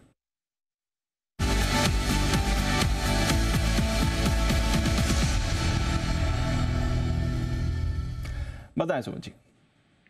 दीपांशु, एक और एक बैंकिंग स्टॉक दबाव पे है, सेलिंग प्रेशर देखने को मिल रहा है। स्टॉक का अभी भाव चल रहा है 151 रुपए 25 पैसे, 151 रुपए 40 पैसे, 151.25, 151.40 का अभी भाव है। स्टॉक का नाम है फेडरल बैंक। फेडरल बैंक पिछले 4-5 दिनों का लो ब्रेक कर रहा है। इनफैक्ट रिसेंट के स्विंग लो ब्रेक कर रहा है। फेडरल बैंक में यहाँ से गिरावट देखने को मिल सकता है। यहाँ पे बिकवाली करके चलने का सलाह रहेगा। जिन्होंने सेल का व्यू लिया वो लोग अभी होल्ड कर सकते हैं। छोटा सा स्टॉप लॉस 153-153.50 के पास बन रहा है, यानी रिस्क रिवॉर्ड रेशियो भी यहाँ पे बढ़िया बैठ रहा है। 153.50 के स्टॉप लॉस से फेडरल बैंक में बिकवाली करके चलने का सलाह रहेगा। नीचे में जो ट्रेडिंग के लिहाज से टारगेट देखने को मिल सकते हैं, 148 का इसका पहला टारगेट होगा, 145 का इसका दूसरा टारगेट होगा। तो शॉर्ट टर्म ट्रेडिंग कॉल के लिए फेडरल बैंक में बिकवाली करें 153.50 के स्टॉप लॉस से 148 और 145 के टारगेट के लिए। ओके, तो ये है आपके लिए पूरा का पूरा एक्शन फेडरल बैंक पर आता हुआ। आइए बढ़ते आगे। सूला विनियार्ड, ये है वो स्टॉक जो भरपूर एक्शन में है। आज और शुक्रवार को भी था। पिछले 2 दिनों में इस स्टॉक ने लगाई है बड़ी जोरदार छलांग। क्या हुआ ऐसा कि आज 16% ऊपर है और पिछले हफ्ते भी बड़ी तेजी में रहा। नूपुर हमारे साथ है तैयार बताने के लिए सूला विनियार्ड की इस तेजी पर पूरी की पूरी जानकारी। बताएं नूपुर।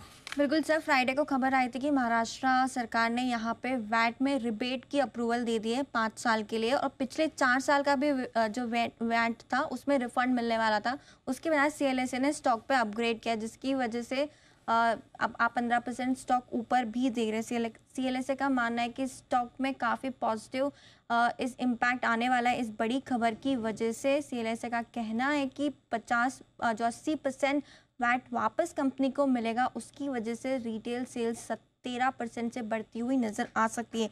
इसकी वजह से CLSA ने स्टॉक को अपग्रेड किया है। आउट परफॉर्मेंस की रेटिंग से आप स्टॉक को बाय की रेटिंग पे कर दिया है, और लक्ष्य भी देखें तो 571 रुपीज़ से बढ़ा के 863 रुपीज़ के बड़ा लक्ष्य यहाँ पे CLSA की तरफ से सूला विनियार्ड्स पे आते हुए नजर आया।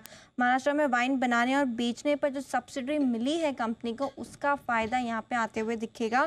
सूला महाराष्ट्र में एक बड़ा प्लेयर है, 50% का मार्केट शेयर है कंपनी के पास। 45 से 50% के वॉल्यूम्स कंपनी के महाराष्ट्र से ही आते हैं, जिसकी वजह से बेनिफिट आपको आने वाले समय में आते हुए दिखेगा। 80% वैट की सब्सिडी से जो रिटेल प्राइस है उसमें 13% का पॉजिटिव इम्पैक्ट है। अगर कंपनी पास ऑन करती है या प्राइस कट लेती है तो वॉल्यूम्स यहाँ पे बढ़ते हुए नजर आएंगे, और अगर पास ऑन नहीं भी करती है तो सीधा का सीधा 13% आपके मुनाफे में फ्लो डाउन होते हुए दिखेगा। वाइन टूरिज्म भी लगातार बढ़ते हुए नज़र आ रहा है, उसकी वजह से भी ग्रोथ आती हुई दिखेगी। इसलिए CLSA का एस्टिमेट अगर देखें तो 20% से कंपनी की आय बढ़ती हुई आपको दिखेगी आने वाले 3 सालों में, और FY 26 के लिए एस्टिमेट्स 4% से बढ़ा दिए। तो अपग्रेड किया है CLSA ने खबर के बाद स्टॉक को, बाय की रेटिंग और अब टारगेट भी देखें तो 863 रुपीज़ के हैं। बड़े टारगेट्स आ रहे हैं, ऑलरेडी बड़ा एक्शन इस पर आ चुका है। 2 दिन में करीब 27-28% की तेज़ी ये काउंटर आपको दिखा चुका है, रुकने का नाम नहीं ले रहा है जिस तरह से एक्शन आया है। न्यू ईयर का भी नुपुर आपने अपडेट दिया ही था, किस तरह से यहाँ पर वाइन टूरिज्म पर हमने रिकॉर्ड नंबर्स थे, रिकॉर्ड नंबर्स थे और 3 दिन में 12,000 लोग वाइन टूरिज्म के लिए गए थे वहाँ पर। तो न्यू ईयर में अच्छा एक्शन था। अब महाराष्ट्र सरकार की तरफ से पॉलिसी चेंज आया है, वो अच्छा है। CLSA का भी भरोसा आ रहा है, तो सूला विनयार्ड सब कुछ इनके फेवर में ही रिसेंटली आपको जाते हुए दिखा है। एक चार्ट चेक भी इस पर ले लेते हैं। हिमांशु जी जरा बताएं सर, 2 दिन में अब तो ऑलमोस्ट 30% की रैली हो गई है, अब अगले लेवल्स क्या निकलते हैं इसके लिए sir? Deep, long term charts of definitely 2 दिनों की तेजी के बाद काफी स्ट्रांग नजर आते हैं। इनफैक्ट SPL मिड कैप में लोअर लेवल्स पर 400 450 के आसपास ये मेरी रिकमेंडेशन लिस्ट में रहा है इसी साल। फिलहाल मुझे लगता है दीप 2 बड़े दिनों की तेजी के बाद अब यहाँ पर मोमेंटम चेंज नहीं करना चाहिए, क्योंकि रिस्क रिवॉर्ड उस हिसाब से नहीं बैठ रहा। डेफिनेटली अगर आपके पास ये पोर्टफोलियो में स्टॉक है तो बिल्कुल होल्ड करें। छोटा मोटा कंसोलिडेशन के बाद फिर से यहाँ पर स्ट्रेंथ बनती हुई नजर आएगी। फ्रेश खरीदारी के लिए मुझे लगता है 580 585 के अच्छे लेवल्स हैं। जब भी इन लेवल्स के आसपास कोई डिप मिलता है तो फ्रेश खरीदारी की जा सकती है। पोजिशनली मुझे लगता है स्टॉक 700 725 तक जाता हुआ नजर आ सकता है। ओके, तो ये है आपके लिए सूला विनयार्ड पर राय आती हुई हिमांशु जी की तरफ से। आइए बढ़ते आगे और BTSTT का बिगुल सचिन जी के लिए।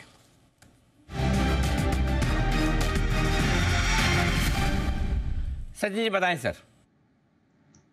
जी, एक कॉन्ट्रा ट्रेड होगा बैंकिंग में। जिस तरीके से अभी तक बिकवाली हुई है, पिछले हफ्ते में शुरुआत आई थिंक कोटक बैंक से हुई थी। 1900 के आसपास का एक हर्डल उसने रिस्पेक्ट किया था एंड नीचे अभी 1800 1820 के सपोर्ट के नजदीक आ चुका है। 15 मिनट्स पे देखें तो एक पॉजिटिव डाइवर्जेंस ऑलरेडी ऑनगोइंग है एंड जिस तरीके से फिलहाल डेटा नजर आ रहा है, मुझे लग रहा है वापस एक अच्छा रिबाउंड हो सकता है 1880 के लक्ष्य के लिए। तो यहाँ पर कोटक महिंद्रा बैंक के फ्यूचर्स में खरीदारी करने की सलाह होगी। 1830 के आसपास इसके फ्यूचर्स फिलहाल ट्रेंड हो रहे हैं। स्टॉप लॉस आपको 1805 पे लगाना है। पहला टारगेट होगा अराउंड 1880 का, बट पोजिशनली मुझे लगता है वापस एक अच्छा रिबाउंड बन सकता है 1900 लेवल के लिए। इस पर जा रहा है और खरीदारी की राय आ रही है बैंकिंग शेयर पर, वो भी सचिन जी की तरफ से। तो रखिए नजर, दिग्गज कोटक महिंद्रा बैंक पर खरीदने की राय है। इस समय नेगेटिव में है, बट आपको निचले स्तरों पर अच्छी एंट्री पॉइंट मिल रही है, ऐसा सचिन जी का मानना है इस काउंटर पर। हालांकि बैंक निफ्टी इस समय डेज लो पर ट्रेड कर रहा है, 47,500 के नीचे आया है, बट शायद रिवर्सल के साइंस आपको कोटक महिंद्रा बैंक पर दिख रहे हैं। रखिए इस पर नजर। एक दो और स्टॉक्स जहां पर रखनी है नजर और अपडेट भी लेना है। जुबिलेंट फूड में आज आपको काफी ज्यादा कमजोरी दिख रही है, 3.5% का कट इस पर बना हुआ है। एक बार सुमित जी जुबिलेंट फूड का चार्ट देखें और बताएं सर क्या करना है इसमें, आज बड़ा कट आ रहा है। देखो और थोड़ा गिरावट और थोड़ा प्रॉफिट बुकिंग देखने को मिल सकता है। जुबिलेंट फूड में रिसेंट के लोज ब्रेक हुए हैं। इनफैक्ट लास्ट 2 महीने के लो पे, ऑलमोस्ट 1.5 महीने के लो पे स्टॉक अभी आ चुका है। 535 के आसपास ट्रेड कर रहा है। जब तक दोबारा से ऊपर में 545 550 के ऊपर नहीं जाता तब तक प्रॉफिट बुकिंग देखने को मिल सकता है। नीचे में 520 510 रुपए तक के लेवल जुबिलेंट फूड में देखने को मिल सकते हैं। तो एक बार सेलिंग प्रेशर है और नीचे के लेवल देखने को मिल सकते हैं। ओके, तो यह है आपके लिए जुबिलेंट फूड जहां पर आपको रखनी है नजर, प्रेशर सेलिंग का इस पर आ रहा है। गोदरेज कंज्यूमर यहां पर सुबह से आपको गिरावट आती हुई दिख रही है। मैरिको में आपको एक शार्प कट आते हुए दिख रहा है। बाकी FMCG भी कमजोर है, हालांकि निचले स्तरों से रिकवर जरूर हुए हैं, बट बड़ा कट अभी बना हुआ है। सिद्धार्थ जी, जो अपडेट्स आए हैं वो ज्यादा कॉन्फिडेंस बिल्डिंग नहीं है। वॉल्यूम ग्रोथ भी mid to low single digit की बात कर रहे हैं दोनों कंपनीज। रूरल ग्रोथ पर और रूरल कंजम्पशन पर दोनों ने सवाल उठाए सर। स्पेशली मैरिको का अपडेट तो काफी डिसअपॉइंटिंग रहा है। कैसे रीड करना चाहिए इसको पूरे FMCG सेक्टर के लिए सर?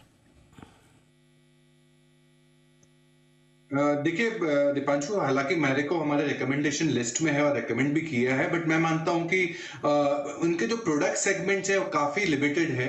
अगर wide range of FMCG play मुझे देखना हो तो मैं हिंदुस्तान यूनिलीवर के साथ जाऊंगा और उसकी कमेंट्री के ऊपर जाऊंगा, उसके वॉल्यूम्स को देखना चाहूंगा, उसके गाइडेंस को देखना चाहूंगा। जैसे पिछले हफ्ते रूरल डिलाइट जो बास्केट दिया था सिप के सिप में, उसमें भी HUL पार्ट था हिंदुस्तान यूनिलीवर। मैं मानता हूं FMCG समूह में यहाँ पे ग्रोथ रह सकता है, थोड़ा बहुत वॉल्यूम्स बेहतर रह सकते हैं एज पर एक्सपेक्टेशंस, और आने वाले 3 से 6 महीने के लिए एक वॉल्यूम बेहतर रह सकते हैं। और देखते हुए हिंदुस्तान यूनिलीवर मुझे सबसे ज्यादा कॉन्फिडेंस देता है। अगर बात किया जाए टारगेट के, 3300 रुपए का टारगेट हम लंबे समय के लिए 9 से 12 महीने का देख रहे हैं। तो HUL मुझे लगता है FMCG में सबसे ज्यादा प्रॉमिसिंग होगा। ओके, HUL है वो स्टॉक जो FMCG में खरीदने के लिए आज से रहेगा बेहतर। आइए कैश का ऑप्शन देने के लिए तैयार है सुमित जी, और सुमित जी के लिए बिगुल कैश का ऑप्शन।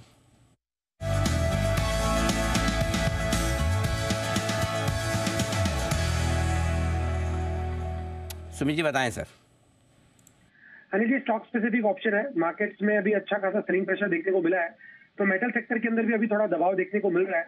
तो जो स्टॉक स्पेसिफिक ऑप्शन मेरे रडार पे आया उसका अभी भाव चल रहा है उसका अभी फ्यूचर्स में भाव चल रहा है 217.50 रुपए, 217.40 रुपए। स्टॉक का नाम है एनएमडीसी। एनएमडीसी में एक अच्छी वन वे तेजी के बाद अब इनिशियल लेवल पे थोड़ा प्रॉफिट बुकिंग का संकेत मिला है। कल स्टॉक ने ऊपरी लेवल पे डोजी फॉर्म किया था और आज स्टॉक ने लास्ट 2 दिनों का लो ब्रेक कर रहा है, तो एनएमडीसी में यहाँ पे गिरावट देखने को मिल सकता है, प्रॉफिट बुकिंग देखने को मिल सकती है। इसके लिए 215 का पुट अभी 5 रुपया 90 पैसा 6 रुपए के पास ट्रेड कर रहा है, इसको लेने का सलाह रहेगा। एनएमडीसी का 215 का पुट लेने का सलाह रहेगा। नीचे में अब इसमें एनएमडीसी में जो गिरावट में टारगेट देखने को मिल सकते हैं, पहला टारगेट इसके अंदर बनना चाहिए 210 रुपए का, दूसरा टारगेट इसके अंदर बनना चाहिए 205 रुपए का। यानी एनएमडीसी में यहाँ से 8-10 रुपए का फॉल जल्दी शॉर्ट टर्म में एक बार प्रॉफिट बुकिंग के तौर पे देखने को मिल सकता है। तो 215 का पुट खरीदारी करके चलने का सलाह रहेगा। 4 रुपया 4.25 रुपया इसका नीचे में सपोर्ट बन रहा है, तो 4 रुपए का इसके अंदर स्टॉप लॉस बनेगा। ऊपर में जो टारगेट देखने को मिल सकते हैं 8.5 रुपए से लेके 11 रुपए तक के टारगेट एनएमडीसी के 215 के पुट के अंदर देखने को मिल सकते हैं, तो खरीदारी करें एनएमडीसी 215 का पुट। ओके, 215 के पुट के लिए एनएमडीसी के पुट में मंदी करके चले। यहाँ पर 4 रुपए का स्टॉप लॉस, 8.5 और 9 रुपए का टारगेट, आपको खरीदना है 6 रुपए के आसपास। आशु जी, सिद्धार्थ जी और स्वयं हम तीनों का ज्ञान बढ़ाने के लिए एक आप दोनों के बिहाफ पे, आशु जी और सिद्धार्थ जी, इजाज़त हो तो आप दोनों के बिहाफ पे एक सवाल पूछना चाहता हूँ मैं। सुमित जी, आप दोनों की इजाज़त है ना? मेरे साथ में है ना? आप मैं सवाल पूछना चाहता हूँ उसमें। बिल्कुल अनिल जी। हाँ, ऑप्शन भी नहीं है ज़्यादा मेरे आपके पास में। हाँ, ना बोलते तब भी मैं ले लेता साथ में। अच्छा, ये जो आशु जी, ये जो सुमित जी बता रहे थे कि इसमें दोजी फॉर्म हुआ है इसलिए मंदी होगी, तो तेजी के वक्त क्या फॉर्म होता है? मंदी का अगर दोजी होता है तो तेजी के वक्त क्या होता है? Give me a logical answer. अरे जी, ये तो मेरे पास आपको तो जानना है, आपको, मुझे और सिद्धार्थ जी को तो जानना है। बताएंगे सुमित जी और सुमित जी के बाकी सारे दोस्त लोग। अरे अनिल जी, मुझे बताना है। हाँ, तो और कौन बताएगा? मुझे लगा आप आशु जी और सिद्धार्थ जी से पूछ रहे हैं। आशु जी, सिद्धार्थ जी, मुझे तो आता ही नहीं ना ये। हाँ, हम तीनों को नहीं आता। हम तीनों का ज्ञान आपको बढ़ाना है कि मंदी का दोजी, तो लॉजिकल आंसर तेजी के वक्त क्या है? दोजी का अपोजिट ढूंढना पड़ेगा अनिल जी। तो ढूंढो। कोई तो मदद करो अनिल जी, कोई तो मदद करो जी की। अच्छा, कुणाल जी आए, आप मैं करता हूं अनिल जी। इतनी 3 बार लॉजिकल आंसर बता रहा हूँ, आप समझे नहीं। लॉजिकल में लोजी है। लोजी। कितना टाइम लगा दिया सर। जी कुणाल जी। अनिल जी, मैं भी यही कह रहा था कि लॉजिकल आंसर तो अनिल जी लोजी होना चाहिए। हाँ। उसी में लॉजिक है। हाँ। और इसमें राइम भी बैठ रही है, और हमारे सुमित जी तो राइम ढूंढने में माहिर हैं, तो उनको तो पहचान लेना चाहिए था। हाँ। लेकिन अनिल जी, वैसे डोजी का ऑपोजिट डोजी होता है, तो एक बुलिश डोजी होता है, एक बेरिश डोजी होता है। तो अप मूव के बाद भी डोजी बनता है और गिरावट के बाद भी अनिल जी डोजी बनता है। तो डोजी वो कैंडल है, कैंडल का नाम है अनिल जी, जापानी शब्द है ये। नहीं, मैं पक्का समझ गया। ये आप टेक्निकल वाले लोगों को सीखने नहीं देना चाहते। हाँ। अगर 2 अलग नाम रखे, बुलिश डोजी, बेरिश डोजी, इसके बाद एक डोजी एक लॉजी कर ले, तो क्या दिक्कत है मेरे को बताओ। You tell me what is the problem. जी आशु सर। नहीं अनिल जी, ये देखिए, कुणाल जी ने पहले बोल दिया। हाँ। और अनिल जी, मैंने आपको कुछ देर पहले बताया था, कुछ टाइम के मैंने कुणाल जी से एक थोड़ा कोर्स किया था, एजुकेशन का क्रैश कोर्स किया था। हाँ। तब अनिल जी, ये बिल्कुल कुणाल जी ने यही सिखाया था कि बुलिश डोजी, बेरिश डोजी। आपने डोजी किया कि सारा माल खपा देना, कुछ भी कह दो, चाहे तेजी लगे चाहे मंदी लगे। अच्छा। मतलब डोजी बोलो और कुछ भी कर दो। तो अनिल जी, वो बहुत कंफ्यूजिंग था। बट कुणाल जी ने मुझे यही सिखाया था कि जो आपका मन है कह दो, वर्ड वो यूज करो, जो मन है वो कर दो। तो उसके बाद आपने क्या, इस क्रैश कोर्स के बाद आपने किसको क्रैश किया? या हमने जो जिसने चार्ट सिखाए उनको क्रैश किया, या चार्ट्स को ही क्रैश कर दिया आशु जी? नहीं अनिल जी, चार्ट सिखाने वालों को नहीं, अनिल जी, कुणाल जी ने एक चीज और सिखाई जी, चार्ट। अनिल जी देखिए, मैं एक बात बताता हूँ। हाँ। एक बहुत इंपॉर्टेंट चीज है अनिल जी, कभी भी ये जो लोग ड्रिंक करते हैं, अनिल जी कभी भी मतलब उनका झगड़ा हो जाए, मारपीट हो जाए या एक्सीडेंट हो जाए या आपस में आर्गुमेंट हो जाए या वो लाउड हो जाते हैं, अनिल जी तरह तरह के आपने लोग देखे होंगे। वो अनिल जी 10 तरह के एक्सक्यूज देंगे, लेकिन वो कभी भी ड्रिंक को ब्लेम नहीं करते। वो कभी नहीं कहते कि नहीं जी वो मैंने वो जो लिकर ली थी या विस्की ली थी उसको ब्लेम नहीं करते। तो अनिल जी चार्टिस्ट भी चार्ट को कभी ब्लेम नहीं करेगा। अनिल जी वो खुद चार्टिस्ट को ब्लेम करते हैं। तो अनिल जी मैं कहाँ से, मतलब मुझे यही सिखा रहे हैं तो मैं क्या करता। बाकी मैं आपकी बात से समझ, आपने जितनी सारी चीजें बताई ना कि ड्रिंक करने वाले, आपने तो ऐसे लोग देखे होंगे तरह तरह, मैंने ऐसे तो नहीं देखे, एक आध देखा जिसके पास ये सारी खूबियां एक साथ है। एक ही में सारी मिल गई, ज्यादा देखने की जरूरत नहीं, ज्यादा दूर जाने की जरूरत नहीं। जी कुणाल जी। अनिल जी देखिए भाई, हमारे आशु जी कह रहे हैं उन्होंने क्रैश कोर्स किया था। क्रैश कोर्स नहीं अनिल जी, वो क्रश कोर्स था अनिल जी, पूरी तरह से क्रश कर दिया इन्होंने मुझे। क्रैश नहीं, क्रश था अनिल जी। बहुत ही बढ़िया। चलिए तो ये सुमित जी का 2G पैटर्न आज कामयाब रहा। घटते हुए गिरते हुए मार्केट में सुमित जी आपने जो थोड़े तनाव दूर करने के पल हमें दिए, उसके लिए आपका बहुत बहुत धन्यवाद। बाकी रहा सवाल, मंदी के माहौल में शॉर्ट सेलिंग के नियमों को लेकर जो कुछ खास चर्चाएं चल रही है, जो कुछ खास बदलाव होने की बात हो रही है, उन नियमों को लेकर वीकेंड पर लोग सब अपना अपना ज्ञान लगा रहे थे, अपनी अपनी समझ लगा रहे थे और अपना अपना ज्ञान एक दूसरे को देने की कोशिश कर रहे थे। आइए आपको सच्ची सच्ची बात बता दें कि एक्चुअली होने क्या वाला है, और अगर आप जानेंगे समझेंगे तो आपको लगेगा अरे कुछ तो होने वाला ही नहीं है। तो मतलब पूरा मतलब आपने PhD कर डाली और उसकी डिग्री में कुछ निकला नहीं, तो क्या कुछ हुआ है, क्या कुछ होने वाला है, क्या कुछ नहीं बदला है, बता रहे हैं आशीष हमारे साथ हैं। आशीष बताइए। सर शुक्रवार को जब देर शाम को एक खबर आई तो मैं देख रहा था ट्विटर पर, इंस्टाग्राम पर, काफ़ी अच्छे रिनाउंड मीडिया हाउसेज हों या इन्फ्लुएंसर्स हों, सब में अगर आप देखें तो एक ही लाइन फ्लैश कर दी, breaking news, SEBI bans short selling. और ऐसा पैनिक फैला, चीज़ें वायरल होने लगी कि पूरी तरीके से होगी। लेकिन आप देख सकते हैं कि जी बिजनेस पर ये खबर जो है आपको बिल्कुल सही तरीके से देखने को मिली। ब्रजेश जी ने कभी समय पर ट्वीट किया और जानकारी देकर बताया कि फिलहाल अगर आप देखें तो इसमें कोई भी बदलाव नहीं है। दरअसल जो मेन सर्कुलर था वहाँ से जो दूसरा सर्कुलर निकला है, इसमें 2.8 और 0.9 नंबर जो है वो छूट गए थे, इसे वापस ऐड किया गया। लेकिन अगर आप देखेंगे तो किसी भी प्रकार से शॉर्ट सेलिंग फिलहाल के लिए बैन नहीं है। आप FNO में शॉर्ट पोजीशन बना सकते हैं, फ्यूचर्स बेच सकते हैं, पुट ऑप्शन खरीद सकते हैं, या फिर किसी भी माध्यम से आप शॉर्ट बना सकते हैं। इंस्टीट्यूशनल्स के लिए भी कोई प्रतिबंध नहीं है और रिटेल ट्रेडर्स के लिए भी कोई भी प्रतिबंध शॉर्ट सेलिंग पर बिल्कुल भी नहीं है। क्लैरिफाई करके बता देता हूं।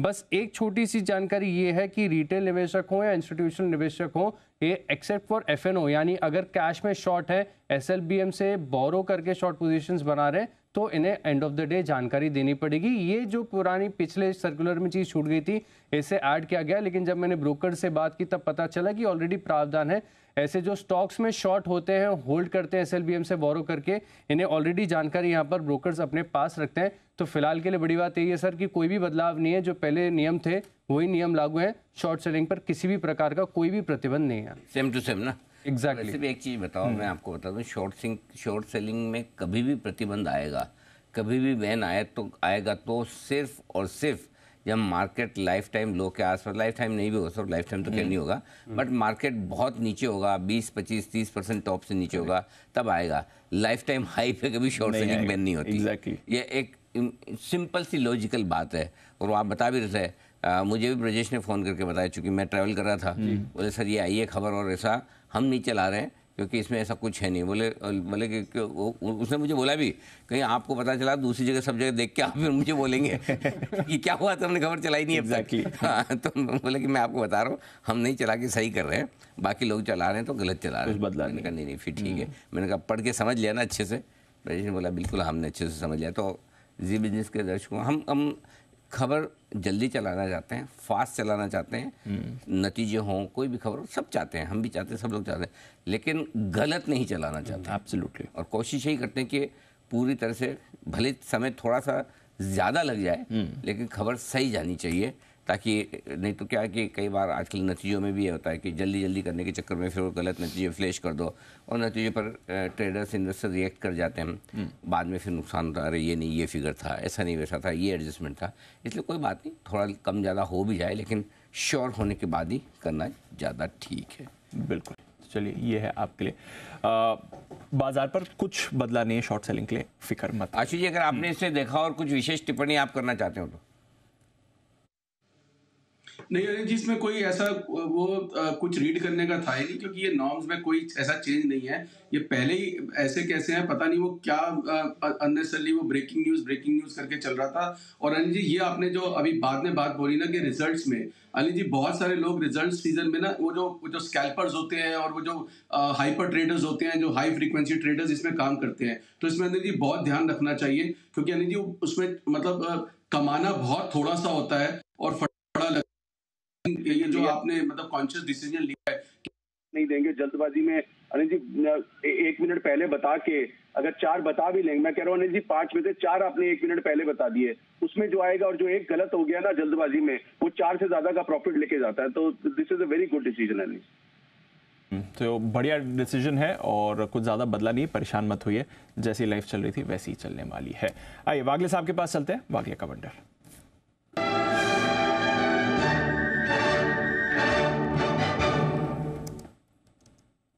बताएं वागले साहब।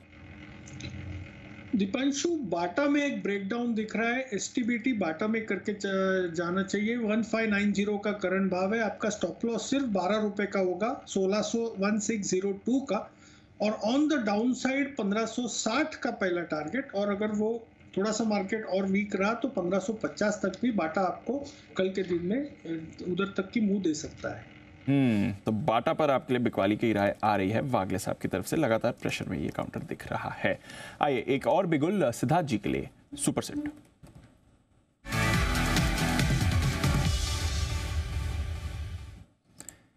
सिद्धार्थ जी बताएं सर। देखिए दीप, ये भी फिर एक डिफरेंट सेक्टर से स्टॉक है, जेके सीमेंट। ये सीमेंट स्पेस से ये कंपनी जेके सीमेंट पे खरीदारी की राय। शॉर्ट टर्म टारगेट आपको रखना है 4150 का और पोजिशनल टारगेट 4460 का जेके सीमेंट। विद डिस्क्लेमर, करीबन 2 सालों से हम रेकमेंड कर रहे हैं, फंडामेंटली हमारी कवरेज लगातार चल रही है अलग अलग लेवल से। ये 4th लार्जेस्ट प्लेयर है इन नॉर्थ इंडिया, 21 मीट्रिक टन की कैपेसिटी, और कंपनी की प्रेजेंस गुजरात, महाराष्ट्र, कर्नाटका में बहुत स्ट्रांग है। कंपनी टारगेट कर रही है 24 मीट्रिक टन की capacity by FY25, where 85% of the utilizations can be achieved. Recently 2 million tonne की कैपेसिटी पन्ना में और दूसरी जगह कैपेसिटी एक्सपेंशन की गई है, और वॉल्यूम्स आप उम्मीद कर सकते हैं 15% का। जेके सीमेंट इस पे खरीदारी की राय है, टारगेट आप रख सकते हैं शॉर्ट टर्म 4150 4150 का और पोजिशनल 4460 का। ओके, तो यह है आपके लिए राय जेके सीमेंट, जहां पर आपको रखनी है नजर। एक्शन में यह काउंटर आ भी सकता है इस समय। 4460 के फाइनल टारगेट के लिए खरीदारी करके चलनी है। अभी थोड़ी देर पहले चार्ट कॉर्नर में भी राय आई थी, ट्रेडिंग बेसिस पर 4100 और 4175 की कॉल राकेश जी कुणाल जी की तरफ से थी। अनिल जी, स्टॉक जिस पर आपसे अपडेट लेना है सर, अदानी पोर्ट्स, सुबह इसके बारे में बात भी करी थी। 1178, 1192 और 1200 तक के टारगेट्स फ्यूचर्स में बात करी थी। 1187 का हाई बनाया तो पहला टारगेट हिट हो गया था, दूसरे टारगेट के भी करीब गया, वहां से फिसला नहीं है, लेवल्स होल्ड कर रहा है सर बाजार। जहां पर आप शार्प कट्स देख रहे हैं, ये काउंटर होल्ड आउट कर रहा है। क्या करना चाहिए सर इस पोजीशन में? दीप, बिल्कुल खराब बाजार में मजबूत है। मार्केट के रिस्क आप हमेशा रखते हैं, but otherwise stock related risk कम है। तो अगर आपके पास लॉन्ग पोजीशन है, डेफिनेटली होल्ड कर सकते हैं। कॉस्ट के आसपास स्टॉप ले आए या 1160 के आसपास ले आए, थोड़ा सा स्टॉप लॉस नीचे कर दें। बट 1178 का पहला टारगेट हिट हुआ, 1192 का दूसरा था, 1187 तक का हाई भी बना है। सो बेस्ट यही कि जब मार्केट घट रहा हो और आपका स्टॉक चल गया हो तो स्टॉप लॉस को ट्रेल करते चले, ताकि या तो प्रॉफिट प्रोटेक्ट कर ले या लॉस प्रोटेक्ट कर ले, वो जरूर ध्यान में रखें। अदरवाइज उनको हटाकर अगर मार्केट की रिस्क को हटा के आप देखेंगे तो डेफिनेटली अभी भी होल्ड करना बनता है, कोई दिक्कत वाली बात नहीं। गॉट इट, अभी भी होल्ड करना बनता है, कोई दिक्कत वाली बात नहीं है। सुमित जी के लिए एक बिगुल, सुमित का super hit.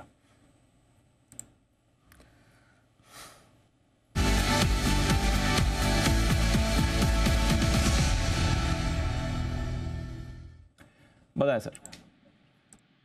Deepanshu, cell call और रडार पे आया है, मार्केट्स के अंदर वीकनेस और दबाव देखने को मिल रहा है। डेज लो पे इंडेक्स अभी आ चुका है। फाइनेंशियल स्टॉक्स में अभी सेलिंग प्रेशर दबाव देखने को मिल रहा है। जो स्टॉक अभी मेरे रडार पे आया है उसका फ्यूचर्स में भाव चल रहा है 566, 567, 566, 567 का अभी भाव है। स्टॉक का नाम है LIC हाउसिंग फाइनेंस।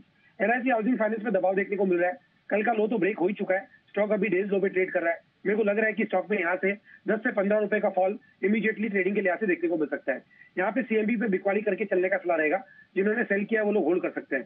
575, 576 ये स्टॉक का ऊपर में रेजिस्टेंस है, तो 575 का स्टॉप लॉस लगाना है। नीचे में जो टारगेट देखने को मिल सकते हैं 555 इसका पहला टारगेट होगा, 550 इसका दूसरा टारगेट होगा। 1-2 दिनों के लिए ट्रेडिंग के लिहाज से बिकवाली करें LIC housing finance.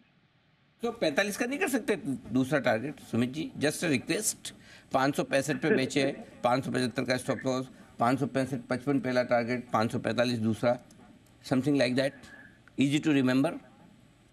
Anil ji मैं कर देता, लेकिन इसका 550 पे एक्चुअली सपोर्ट है और वो सपोर्ट ही होल्ड करना चाहिए। मतलब मुझे लगा कि भाई बंसल जी की तरह सबके पास अनलिमिटेड मेमोरी तो है नहीं कि सब चीज़ स्टोर कर पाए, तो मैंने कहा थोड़ा सा इजी हो जाता था काम, लेकिन चलो कोई बात नहीं, इसके साथ ही एडजस्ट कर लेंगे। 555 और 550 याद रखना, वैसे ज़्यादा मुश्किल काम तो ये भी नहीं है। 45 होता तो ज़्यादा इजी होता है। Okay, LIC housing Sumit ji की तरफ से बेचने की राय आपके लिए आती हुई। आइए बढ़ते आगे। पहली बार म्यूचुअल फंड इंडस्ट्री का एसेट अंडर मैनेजमेंट का आंकड़ा 50 लाख करोड़ के पार पहुंचा है। जी हाँ, 50 लाख करोड़, सही सुना आपने, ये 50 करोड़ नहीं है, बीच में लाख भी घुसा हुआ है, 50 लाख करोड़। इस आंकड़े का क्या इंपॉर्टेंस है, इसका पूरा डिटेल्स क्या है, अरमान हमारे साथ है बताने के लिए। अरमान बताइए, म्यूचुअल फंड इंडस्ट्री बल्ले बल्ले। यस सर, बिल्कुल। लगातार SIP का डेटा भी अगर आप देखें तो वो सेम चीज़ को बताया जा रहा है, रिकॉर्ड पर रिकॉर्ड बनते हुए जा रहे हैं। इस बार दिसंबर महीने में SIP का डेटा आया, वो 17,610 करोड़ आया, जो भी रिकॉर्ड स्तर पर आता हुआ दिखा है। दूसरी बार ऐसा हो रहा है जहां पर 17,000 के ऊपर आता हुआ दिखा था। पिछले महीने नवंबर की अगर आप बात करें तो 17,070 के आसपास आता हुआ दिखा था, इस बार 17,610 पर आता हुआ दिखा है। पिछले 8 महीनों से लगातार SIP का हर महीने का इनफ्लो 14,000 करोड़ से ज्यादा आ रहा है, और पिछले लगातार 15 महीनों से बात करें तो SIP का इनफ्लो 13,000 करोड़ से भी ज्यादा का आता हुआ जा रहा है। ये तो बात अगर आप SIP की डेटा की बात हो गई। उसी के साथ साथ स्मॉल कैप और मिड कैप, यहां पर स्मॉल कैप, मिड कैप और लार्ज कैप में इनफ्लो किस हिसाब से चल रहा है। पिछले 1 साल में स्मॉल कैप में इनफ्लो लगभग 41,000 करोड़ का, यहां पर लगभग इतना इनफ्लो आता हुआ दिखा है। वहीं मिड कैप की बात करें तो लगभग 22,900 करोड़ मिड कैप में इनफ्लो आता हुआ दिखा है। हालांकि अगर आप सिमिलर पैटर्न अगर आप यहां पर देखेंगे कि लार्ज कैप में क्या हुआ है, तो लार्ज कैप में लगभग 3,000 करोड़ का आउटफ्लो होता हुआ गया है। दिसंबर में एक और इंटरेस्टिंग चीज आती हुई दिखी है। नवंबर और अक्टूबर में लार्ज कैप में जो लगातार आउटफ्लो हो रहा था, तो नवंबर और अक्टूबर में वहां पर इनफ्लो आया था, पर इस बार दिसंबर में वापस लार्ज कैप में आउटफ्लो आ गया है। और एक और चीज इंटरेस्टिंग जो लगातार हम ट्रैक कर रहे हैं कि अगर आप देखें पिछले 15 महीनों से सेम ट्रेंड है। सबसे ज्यादा इनफ्लो स्मॉल कैप में आता है, उसके बाद मिड कैप में आता है और उसके बाद लार्ज कैप में आता है। तो ये सेम ट्रेंड अभी भी लागू है। SIP का डेटा रिकॉर्ड स्तर पर है और AUM का डेटा अगर आप देखें वो भी रिकॉर्ड स्तर पर आता हुआ दिखा है। SIP रिकॉर्ड स्तर पर है, AUM रिकॉर्ड स्तर पर है, mid cap small cap inflows मजबूत है। क्या प्रॉब्लम है? वही हम देख रहे थे, बाजार का डेटा भी लगातार जो दिखा रहा है, रिकॉर्ड डीमैट अकाउंट खुलकर आ रहे हैं आपके लिए और एक्शन अच्छा। तो जो एम्फी डेटा ट्रेंड है वो बढ़िया दिख रहा है। रिकॉर्ड लेवल्स पर आपके लिए SIPs हैं। निवेशक अपना पूरा भरोसा बाजार पर मेंटेन कर रहे हैं और बाजार से जुड़े स्टॉक्स में भी आपने रिसेंटली अच्छा एक्शन देखा है। सिद्धार्थ जी, बाजार से जुड़ा कोई स्टॉक जो आपको पसंद आ रहा हो इन लेवल्स पर भी सर, क्योंकि रिकॉर्ड पार्टिसिपेशन लेवल्स तो आ रहे हैं इन्वेस्टर्स की तरफ से, रिकॉर्ड मनी भी आ रहा है फंड्स में, बाजार में, आपकी राय कहां पर है, कौन से स्टॉक पर रखनी चाहिए नजर? देखिए दीपांशु, जैसे AMC स्टॉक से definitely the top of the radar ही रहना चाहिए, बट इनमें से एक स्टॉक है जो कैम्स है, जो RTA है म्यूचुअल फंड का। मुझे लगता है कि कैम्स भी काफी बेहतरीन परफॉर्म कर सकता है, क्योंकि अगर म्यूचुअल फंड इंडस्ट्री जिस हिसाब से हम देखते हैं 13-14% के CAGR से ग्रो हो रहे हैं AUMs, तो ये म्यूचुअल फंड इंडस्ट्री के जो RTA है कैम्स, ये भी एक बेहतरीन परफॉर्म कर सकते हैं। अगर डायरेक्ट मार्केट से रिलेटेड देखें तो CDSL जो डीमैट अकाउंट्स 8 करोड़ के करीब हो चुके हैं, 9 करोड़ के करीब। तो मैं मानता हूं कैम, CDSL, ये सारी कंपनियों पे फुल फोकस रखना चाहिए और लंबे समय का निवेश करना चाहिए। तो ये है आपके लिए कुछ काउंटर्स। कैम्स ऑफ कोर्स हमारी भी पसंद है, स्पेशल 25 स्टॉक भी है और यहाँ पर आपने बढ़िया एक्शन भी रिसेंटली देखा है। यहाँ पर भी रखिए नजर। आज सुबह बंसल जी की पिक ऑफ द वीक में भी कैम्स शामिल था और वीक बाजार में भी होल्ड आउट कर रहा है कैम्स। बंसल जी एक बार जरा अपडेट दे दें। आज सुबह थोड़ा एक्शन में था, उसके बाद ऑफ कोर्स बाजार के साथ ये भी फिसला है, बट होल्ड आउट कर रहा है, नेगेटिव टेरिटरी में नहीं गया सुबह से सर। जी दीपांशु, टेक्निकल स्ट्रक्चर भी बढ़िया है और दीपांशु जैसे भी अनिल जी 2-3 बार बोल चुके हैं कि मेमोरी लिमिटेड होती है, तो इस लिमिटेड मेमोरी में ये भी दर्ज है लिटर लेस देन 2700 के अराउंड, लिटर लेस देन 2700 के अराउंड। अनिल जी ने भी यहाँ पर एक अच्छी खरीदारी दी हुई है, शायद थोड़ा सा नीचे भी खरीदने को बोला था अभी रिसेंटली, लास्ट वीक की बात है मेरे ख्याल से। तो जिनके पास है बने रहना चाहिए। और दीपांशु मच अवेटेड अपमूव देखने को मिलेगा इसमें। कैम्स में HDFC AMC को देखें, वो भी खड़ा हुआ है वीक बाजार के अंदर, तो मार्केट की वीकनेस को यूज करना चाहिए कैम्स, HDFC जैसे AMC जैसे स्टॉक को खरीदने के लिए। ओके बंसल जी, क्या आपने कोई रिसर्च पढ़ी है? वो मतलब ये एक्चुअली एक फैक्ट है एक्चुअली, जैसे कि मैंने बार बार बंसल जी पे लिमिटेड मेमोरी का दबाव बनाया, लिमिटेड मेमोरी का, तो बंसल जी को लगने लग गया कि उनके पास मेमोरी लिमिटेड ही है। अचानक से उनको अपना दिमाग छोटा लगने लगा है। ये साइकोलॉजिकल प्रेशर जो मैंने बंसल जी पे बनाया, जिसमें मैं बहुत हद तक तो नहीं कहूँगा, पूरा ही कामयाब हुआ हूँ, ठीक है ना। एक वो रिसर्च है जिसमें ये कहा जाता है कि इंसान अपने दिमाग की जितनी ताकत है उसका हार्डली कुछ परसेंटेज ही इस्तेमाल करता है। और जो बेस्ट धुरंधर आइंस्टाइन टाइप के महानुभाव थे जिनका IQ लेवल कुछ है, वो भी शायद 17-18% तक ही पहुंच जाता, तो कोई नहीं कर पाता, बहुत कम करता है। हाँ, तो ऐसे कुछ है। इसके बारे में किसी को कोई विशेष टिप्पणी जानकारी हो तो जरा हमारा ज्ञान वर्धन करे। लेकिन जहाँ तक मैंने सुना है कि बड़े से बड़े दिग्गज धुरंधर जितने हैं वो भी अपनी मेमोरी का बहुत ही कम इस्तेमाल करते हैं। Correct sir. तो बंसल जी, हम भले ही आप पे दबाव बना रहे हैं, लेकिन आप अपनी मेमोरी का पूरा इस्तेमाल करें जी। नहीं अनिल जी, देखिए इसमें मैं एक बड़ा अच्छा अपडेट देता हूँ अनिल जी। एक वो सवाई माधव सिंह करके मेडिकल कॉलेज अनिल जी जयपुर में, उसके डीन होते थे Anil ji once upon a time, मतलब कि 90s के दशक में रिटायर हुए थे डॉक्टर बरार। अच्छा। तो उनका ये कहना था, और वो फार्माकोलॉजी पढ़ाते थे अनिल जी, यानी सेंट्रल नर्वस सिस्टम से जुड़ी चीजें। हाँ। तो उनका ये कहना था कि मेमोरी लिमिटेड होती है, एक नंबर अंदर जाता है तो दूसरा नंबर बाहर आता है। अच्छा। और अनिल जी मैं भी अपनी मेमोरी का लिमिटेड यूज ही कर रहा हूँ अनिल जी। देखिए मैं सिर्फ आपके अपडेट दे रहा हूँ, आशु जी के अपडेट नहीं देता हूं, क्योंकि आशु जी का झुकाव कुणाल जी की तरफ है, तो कुणाल जी की जिम्मेवारी है उनका अपडेट देने का। तो मैं अपनी मेमोरी का नहीं जी लिमिटेड उपयोग कर रहा हूं, अपने कुणाल जी के और आपके अपडेट ही शेयर कर रहा हूं। इस बात पे तो मैं आपसे सहमत हूँ। आप कौन सा सारी मेमोरी का इस्तेमाल करें? जो जैन साहब की डेट्स याद रखने की मेमोरी है वो तो आप यूज करिए, वो तो आपकी खाली पड़ी हुई है। जैन साहब जिसमें लगाते हैं अभी उस दिन बता दिया 5 अगस्त को मैंने आपके साथ शो किया था। हाँ, मतलब वो भी कहाँ से जयपुर से याद आया। आपने जयपुर से 2 बातें याद आई। एक तो जैन साहब वाली मेमोरी जो है बंसल जी फालतू पड़ी है, कुछ काम नहीं आ रही, उसको आप इस्तेमाल कीजिए।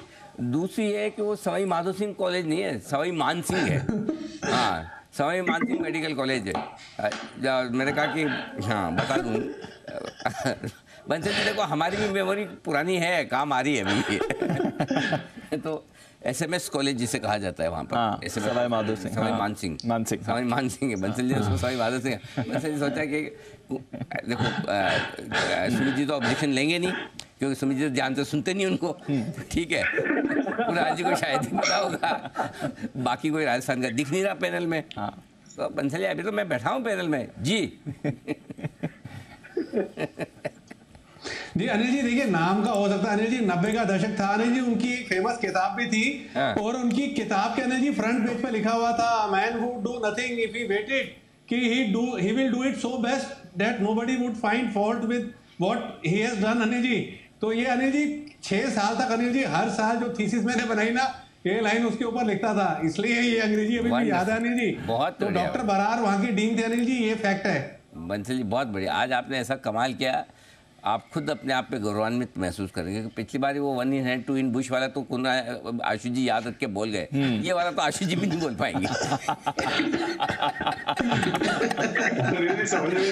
इतना लंबे में तो आशु जी की भी लिमिटेशन आ जाती है, इतनी लंबी इंग्लिश में। तो है तो आखिर पंजाब की है ना।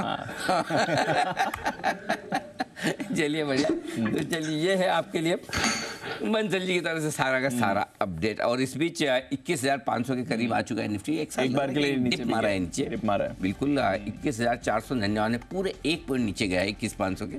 यानी 21,500 के आसपास है। 47,400 के आसपास बैंक निफ्टी भी पहुंचा है, 47,387। सो दो अहम सपोर्ट लेवल के नज़दीक बाजार ट्रेड करता हुआ दिख रहा है। आखिरी आधे घंटे के आखिरी 15 मिनट में जब हम पहुंचे तो दबाव बरकरार है, रिकवरी के कोई दूर दूर तक संकेत आपको नजर नहीं आएंगे। बैंक्स, एफएमसीजी, आईटी, फार्मा, चारों दिग्गज सेक्टर जो है बाजार के चारों में आपको इस समय प्रेशर दिख रहा है। बैंक्स ऑफकोर्स सबसे ज्यादा नीचे है, 700 पॉइंट का कट है, बट एफएमसीजी भी आज आपको शार्प कट्स दिखा रहा है, आईटी आपको शार्प कट्स दिखा रहा है, फार्मा भी आपको वीकनेस दिखा रहा है। तो बाजार के जो दिग्गज पिलर्स हैं, सेक्टर्स हैं, उनमें से एक भी होल्ड आउट नहीं कर पा रहा है। बट एक दिग्गज शेयर ऐसा है जो आज तो खैर आपको ज्यादा एक्शन में नहीं दिखेगा, बट रिसेंटली काफी बड़े एक्शन में रहा है, ब्रोकरेजेस के रेडार पर है, बाजार को भी पसंद आ रहा है। एलएनटी, वैसे आज भी देखें इतनी भारी गिरावट में एलएनटी उतना ज्यादा कट नहीं दिखा रहा है। यूबीएस का एक बहुत ही बड़ा कॉन्फिडेंस बिल्डिंग रिपोर्ट इस पर आपको आती है। देखिए नॉर्मल डेज में आप देखते तो स्टॉक में शायद आज बहुत बड़ा आपको एक्शन भी दिखता।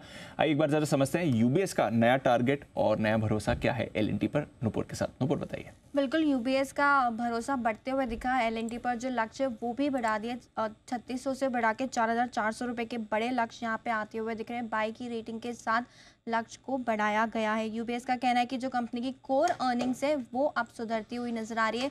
मार्जिन्स इस तिमाही में बॉटम आउट हो जाएंगे, आने वाले क्वार्टर्स में आपको मार्जिन्स भी बढ़ते हुए नजर आएंगे। रिटर्न रेशियोज को लेकर काफ़ी पॉजिटिव है यूबीएस। उनका कहना है कि जो डिलेज होते थे पहले के प्रोजेक्ट्स में वो अब नहीं होंगे, जो इनफ्लोज आ रहे हैं वो काफ़ी अच्छा है, जिसकी वजह से रिटर्न रेशियोज भी यहाँ से सुधरते हुए नजर आएंगे। नए ऑर्डर्स इनफ्लो काफ़ी स्ट्रॉन्ग है, बड़े ऑर्डर्स आ रहे हैं कंपनी को, जिसकी वजह से आने वाले क्वार्टर्स में फ़ायदा मिलते हुए नजर आएगा। सऊदी के जो ऑर्डर्स है उसमें डिले नहीं होता है, जिसकी वजह से रिटर्न ऑन कैपिटल इक्विटी देखेंगे तो वो भी सुधरते हुए आपको दिखेगा। लगातार कंपनी की तरफ से कंपनी की आय और जो ऑर्डर इनफ्लो का गाइडेंस है वो भी अपग्रेड होते हुए नजर आया है। और तीसरी तिमाही में कोर मार्जिन जो है कंपनी के वो भी बॉटम आउट होते हुए होने की पूरी उम्मीद है। अच्छे ऑर्डर साइकिल की वजह से मार्जिन आने वाले क्वार्टर्स में और सालों में सुधरते हुए नजर आएंगे। और वैल्यूएशन देखें तो काफ़ी अट्रैक्टिव है। सीएलएसए का यूबीएस का मानना है कि वैल्यूएशन काफ़ी सस्ते हैं, 1 times price to earning growth पे स्टॉक ट्रेड कर रहा है, जिसकी वजह से लक्ष्य को बढ़ा दिया गया। 3,600 रुपीज़ से बढ़ा के 4,400 रुपीज़ का बड़ा लक्ष्य दिया है। 4400 का बड़ा टारगेट यहाँ पर एलएनटी पर आपके लिए आते हुए दिखा है। और खबरें भी चल रही हैं कुछ और बड़े ऑर्डर्स, खैर इनके लिए तो रोज़ ही ऑर्डर विन की खबरें आती हैं, बट कुछ बड़े ऑर्डर्स के लिए भी एलएनटी इन लाइन है, ये भी खबरें चल रही हैं। सिद्धार्थ जी, एलएनटी आपका क्या टारगेट है सर इसके लिए? देखिए दीपांशु, एलएनटी पे तो हमारा टारगेट सरपास हो गया है और अनिल जी बहुत अच्छे से याद रखते हैं कि कई सालों से हम एलएनटी रेकमेंड कर रहे हैं। करीबन 1200-1300 का भाव था जब 1894 का हमारा टारगेट था। बट एलएनटी पे इतने सालों से जो हम कवर करते आ रहे हैं, इसमें एक आंकड़ा बहुत महत्वपूर्ण है और वो है 15। ये 15 जो आंकड़ा है वो बहुत महत्वपूर्ण है एलएनटी का, क्योंकि मैनेजमेंट लगातार बार 2 आंकड़ों के ऊपर बहुत फोकस करती है। पहला है ऑर्डर बुक और दूसरा है आय के ग्रोथ में। 12 से 15% का ऑर्डर बुक की ग्रोथ की हर क्वार्टर की गाइडेंस चलती आती है और 15% आय के ग्रोथ की। तो 15 जो है इसके लिए 15% बहुत ही महत्वपूर्ण आंकड़ा है एलएनटी का। यहां से भी कॉन्स्टेंटली ये कंपनी बहुत ही बेहतरीन ग्रो हो सकती है, कहने की जरूरत ही नहीं है। ये proxy to India growth story है। अब जो रिजल्ट आएंगे उसके बाद रिविजन हो सकता है हमारे प्राइसेस का। ओके, तो ये है आपके लिए एलएनटी टारगेट रिवीजन आएगा सिद्धार्थ जी की तरफ से। फिलहाल उनके टारगेट के ऊपर ही ये काउंटर ट्रेड कर रहा है। आइए बैन से बेनिफिट अपडेट ले लिया जाए आशीष के साथ।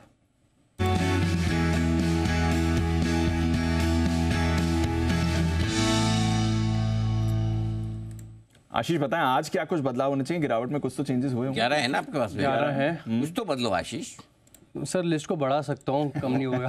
अरे बढ़ा रहे, आज रिकॉर्ड बन जाएगा। 18 सितंबर 2020 को 13 स्टॉक थे बैन में, वो हाई 2020। हाँ अच्छा, तो वहां से अब आपके पास फिर से 13 स्टॉक आ जाएंगे, यानी 11 हमारे पास ऑलरेडी हैं। 2 स्टॉक एंट्री करने के लिए तैयार है। यहाँ पे पोजीशंस भी अच्छी खासी बनी हुई हैं। हिंदुस्तान कॉपर 114% है, राउंड फिगर आपको बता रहा हूँ, और बंधन बैंक है तकरीबन 109%। दोनों 95% से ऊपर है। स्टॉक ने निश्चित कर लिए हैं कि बैन में आ जाएंगे। और बाकी के सर तो 11 स्टॉक हैं, बड़ी लंबी लिस्ट है। हिंदुस्तान कॉपर क्या घूमने आया था बाहर? हाँ, ये तो एक दिन के लिए ऐसे ही आ रहा है। कल आया था, आज बाहर आया वापस, कल से अंदर वापस एंट्री। वो भी पोजीशन भी 114% है। ओके, जमजम के लॉन्ग्स बन रहे थे, अब जमजम के शॉर्ट्स बन रहे हैं। ऐसे ही है। और बंधन भी ओके। और सर ये सीरीज तो पक्का रिकॉर्ड बनना ही है, क्योंकि 2018 18 जैन को भी अगर आप देखें तो 14 स्टॉक थे हाईएस्ट बैन में। ये रीसेंट हाईज आपको बता रहा हूँ।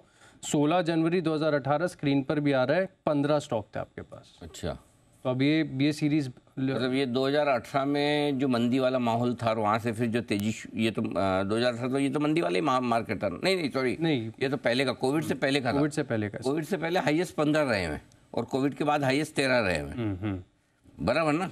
Post Covid highest stock ban में 13 गए, 13 स्टॉक है, जो कल हम रिकॉर्ड टच कर लेंगे। यस, जैसे वो 50 सेंचुरी का रिकॉर्ड जो टच पहले किया था कोहली साहब ने, फिर एक और नई वाली भी लगी। थोड़ा टाइम लगा था उसमें, उसको लगी डन हो जाएगा वैसे इस बार। आशीष एक ऐसा रिकॉर्ड बनाने जा रहे हैं जो पता नहीं जिस पर हमें खुश होना चाहिए या नहीं, लेकिन हर कोई चीज़ पे खुश या दुखी होने की जरूरत भी क्या। सुबह आपने कहा था ना मार्च तक काम बढ़ाना है अपना। अच्छा, वो स्ट्रैटेजी है। ओके, आशीष अपनी काम करने की एवरेज स्पीड बराबर लेकर आने की कोशिश में। 13 स्टॉक्स कल आपको रहेंगे, दिखेंगे बैन में, ये ध्यान रखें। चलिए, नए रिकॉर्ड बनने की तैयारी है वहाँ पर, बट अनफॉर्चुनेटली आज बड़ी कट के साथ बाजार बंद होने को तैयार है। आइए फाइनल मार्केट स्ट्रैटेजी भी ली जाए अनिल जी की तरफ से।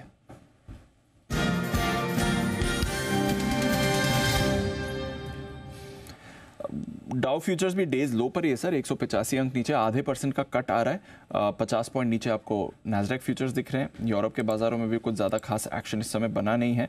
एक अच्छी बात है, कच्चा तेल दबाव में 1.25% नीचे है, रुपये आपका 3 पैसे मजबूत होकर ही बंद हो रहा है। क्या करके जाना है जी? दीप, मेरे ख्याल से एकदम ऐसे लेवल पे बंद हो रहे जो मेक और ब्रेक है, क्योंकि 21,500 के नीचे की क्लोजिंग मिलते ही आपके लिए नीचे की रेस खुल जाती है और वही आप मेंटेन कर रहे हैं। अब ऐसे डाउ वगैरह देखेंगे, आज का मुंह देखेंगे तो आपका लेने का तो मन नहीं करेगा जी, ठीक है। और बेचने के लिए भी ये लेवल ऐसे हैं कि अगर घूमना है तो यहीं से घूमना है। सो आई थिंक ओवरराइट पोजीशन कोई भी फ्रेश बनाने के बजाय बेहतर है कि वेट एंड वॉच करें। लॉन्ग पोजीशन है तो हेज करके ज़रूर जाएं, वो आपका 21,350 का पुट हो सकता है। और अगर शॉर्ट है, वैसे तो हेज करने की ज़रूरत लगती नहीं, लेकिन फिर भी सपोर्ट लेवल से कहीं घूम गया तो 21,650 का कॉल ऑप्शन आप ले लें, ताकि आपकी हेजिंग रहे। लॉन्ग में, शॉर्ट में करें ना करें, लॉन्ग में हेज जरूर कर लें। अब आइए बैंक निफ्टी 47,500 से थोड़ा सा नीचे बंद होने के संकेत दे रहा है। नीचे 47,200 तक की रिस्क है इसमें। तो एक काम करें, 47,200 का पुट खरीदें अगर लॉन्ग पोजीशन लेकर आप जा रहे हैं तो। और शॉर्ट पोजीशन है तो वैसे तो जरूरत नहीं हेज करने की, लेकिन फिर भी 47,700 या 47,800 का एक कॉल खरीद कर आप हेज कर सकते हैं। नई पोजीशन कल देखें, क्योंकि 250 पॉइंट डाउ नीचे दिख रहा है। yes, अब डाउ 400-500 भी कर सकता है और हो सकता है घूम भी जाए, यू नेवर, क्योंकि जो कुछ गिरावट का श्रेय है वो बोइंग को जाता है। सोचो, एक दरवाजा, एक खिड़की खुलने में बोइंग का और अमेरिका के मार्केट का क्या हाल हो सकता है, ये आपको दिख रहा है इस वक्त। सही बात है ना। सो टेक्नोलॉजी की और काम करने वालों की, जो टेक्नोलॉजिकल काम करते हैं, उनकी क्या इंपॉर्टेंस है वो आप इससे समझ सकते, देख सकते हैं।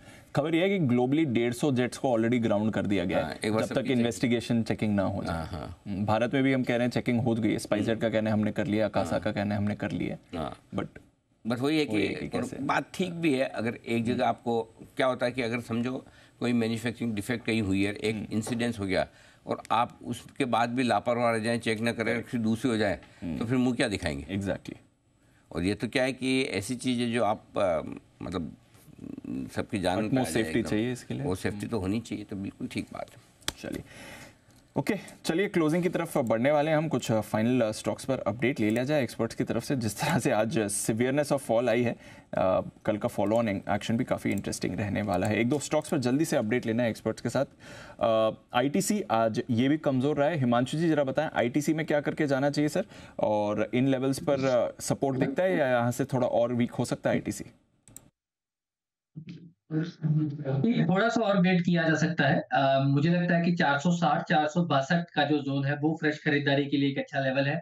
मतलब 1% की डिप यहाँ से और बढ़ते हुए नजर आ सकती है। उन स्तरों पर फ्रेश खरीदारी करके चला जा सकता है। टीसीएस, सचिन जी एक बार इस पर राय दे दें। 11 तारीख टीसीएस इन्फोसिस दोनों के नंबर साथ में आने वाले हैं। आज आईटी भी काफी कमजोर रहा है, डेज लो पर उतना शार्प कट नहीं है, बट नॉनदलेस डेज लो पर टीसीएस बंद हो रहा है। सचिन जी